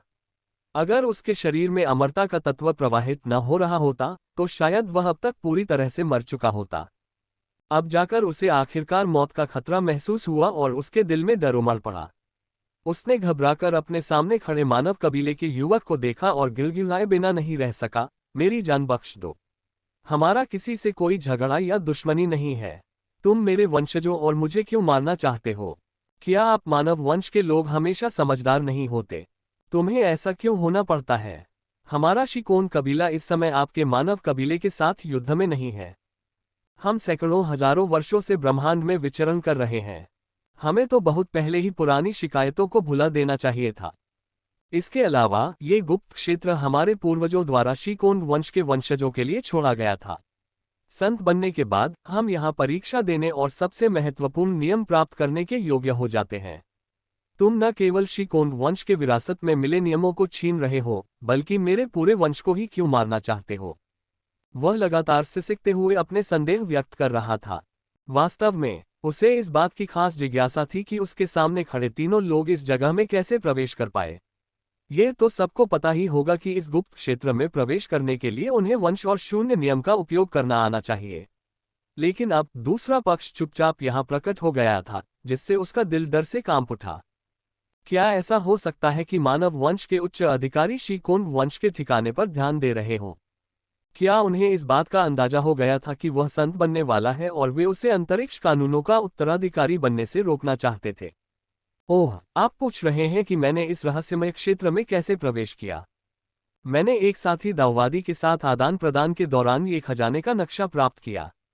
शायद इसे आपके पूर्वजों ने युद्ध में अपनी मृत्यु के बाद पीछे छोड़ दिया होगा। अर्जुन ने शून्य में लटके खजाने के नक्शे से खेलते हुए फिर अत्यंत दयनीय संत की ओर देखा। उसके एक ही प्रहार की शक्ति को जानकर वह काफी हद तक शांत हो गया और हल्की मुस्कान के साथ बोला, जहां तक आपके वंशजों को मारने की मेरी इच्छा का सवाल है, सच कहूं तो आपको जो कानून विरासत में मिला है वह एक साधारण निम्न स्तरीय कानून है, जिसका दुश्मनों से बचाव के अलावा कोई खास काम नहीं है। और मैं अनुमान लगा सकता हूं कि इस दुनिया में हजारों वर्षों में किस तरह की बातचीत हुई है, इसलिए स्वाभाविक रूप से मैंने शिकोन कबीले और मानव कबीले के बीच की शिकायतों को भांप लिया है। चूंकि तुम मानव जाति से शत्रुता रखते हो और मानव जाति की हर चीज से नफरत करते हो और भगवान तक पहुंचने के बाद मानव जाति का नरसंहार करने की तैयारी कर रहे हो, तो मैं तुम्हें नहीं रख सकता, इसलिए स्वाभाविक रूप से मुझे तुम्हारी पूरी जाति को ही मारना होगा। उसने ये शब्द बेपरवाही से कहे और ये सचमुच सच था। कबीलों के बीच संघर्ष बेहद क्रूर होते थे, अक्सर खून की नदियां बह निकलती थीं और यातनाएं भी दी जाती थीं। अब सामने वाले की तुरंत मौत हो जाना ही एक वरदान था। कोई और रास्ता नहीं था, ये जीवन मरण का मामला था। अगर उसने आज दूसरे पक्ष को नहीं मारा तो भविष्य में जब दूसरा पक्ष उठेगा तो वो निश्चित रूप से मानव कबीले का बड़े पैमाने पर नरसंहार करेगा। निवारक उपाय है ना? जैसा कि उम्मीद थी, तुम मानव जाति इसमें बहुत माहिर हो। मैंने कभी सोचा भी नहीं था कि तुम्हें मूल विधि विरासत में मिली है, जो वाकई सराहनीय है। अफसोस की बात है कि मुझे ऐसा अवसर नहीं मिला, लेकिन कोई बात नहीं। अगर तुमने मुझे आज नहीं मारा तो मैं निश्चित रूप से पूरी मानव जाति का सफाया कर दूंगा। क्या मैं आपका नाम पूछ सकता हूँ? एक संत के रूप में क्या मैं आपके प्रति निष्ठा की शपथ ले सकता हूँ? आप मेरे दिमाग में एक प्रतिबंध लगा सकते हैं, बस मुझे अपनी जान बचानी है। शिकोन वंश के संत ने अपने शरीर की शक्ति को धीरे धीरे क्षीण होते हुए महसूस किया। मृत्यु के भय से उनका चेहरा थोड़ा सिकुड़ गया, लेकिन ऊपरी तौर पर वे दूसरे व्यक्ति से बातचीत और हंसी मजाक करते रहे। उनका व्यवहार एक संत जैसा था, यहाँ तक कि जीवनदान मांगते समय भी उन्होंने अपनी गरिमा बनाए रखी। मैं आपको मानव कबीले के भीतर अपनी स्थिति बता सकता हूँ, लेकिन तुम्हारी जान बख्शने की बात हो तो मुझे इसकी जरूरत नहीं है। अर्जुन ने दृढ़ता से कहा, मैं मानव वंश की नियति की 10वीं पीढ़ी का संतान हूँ। आप कृपया मर जाओ। उनके शब्द स्पष्ट और तीखे थे, फिर भी उन्होंने शिकोन वंश के संत को निराशा में डाल दिया।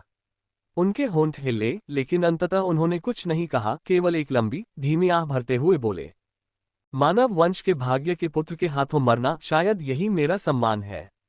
पहले भी मानव वंश के भाग्य के पुत्रों ने मेरी हत्या की है और अब मैं भी उन्हीं में से एक हूँ। विजेता राजा होता है, हारने वाला डाकू। कहने को कुछ नहीं है। चूंकि तुम मुझे बचाने नहीं आ रहे हो तो स्वाभाविक रूप से मुझे गरिमा के साथ मरना होगा। जैसे ही उसकी आवाज धीमी हुई, अर्जुन ने अपनी सारी शक्ति लगा दी। दूसरे पक्ष की आंखें थोड़ी बंद देखकर उसने दानव भक्षण तलवार उठाए और जोर से उसकी गर्दन पर वार किया। लेकिन इस क्षण दूसरे पक्ष ने अचानक प्रतिरोध किया। संत स्तर तक साधना कर चुके प्राणी के रूप में वह इतनी आसानी से बोल रहा था, लेकिन वास्तव में वह एक धूर्त लोमड़ी भी था। हालांकि वह मृत्यु से भयभीत था, फिर भी उसे मानव वंश के भाग्य के बालक को अपने साथ मृत्यु के घाट उतारने में कोई आपत्ति नहीं थी। मेरे पुनर्जन्म के नियम और दानव तलवार के नियम ने तुम्हारे शरीर में मौजूद अमरता को क्षीण करने की पूरी कोशिश कर ली है। वास्तव में 5वें स्वर्ग के राजा मार्क्वेस के लिए भी एक संत को मारना अभी भी मुश्किल है। उसके कानों में हल्की सी हंसी गूंज उठी, लेकिन ये शिकोन संत के अंतिम संस्कार गीत जैसा था। उसे केवल अपनी गर्दन पर ठंडक का एहसास हुआ। एक संत का खून सीधे छलक पड़ा। उसका सिर लुढ़ककर सीधे जमीन पर जा गिरा। अमर संहारक उड़ने वाला चाकू हवा में मंडराता था और वास्तव में बिना खून बहाए ही मार डालता था।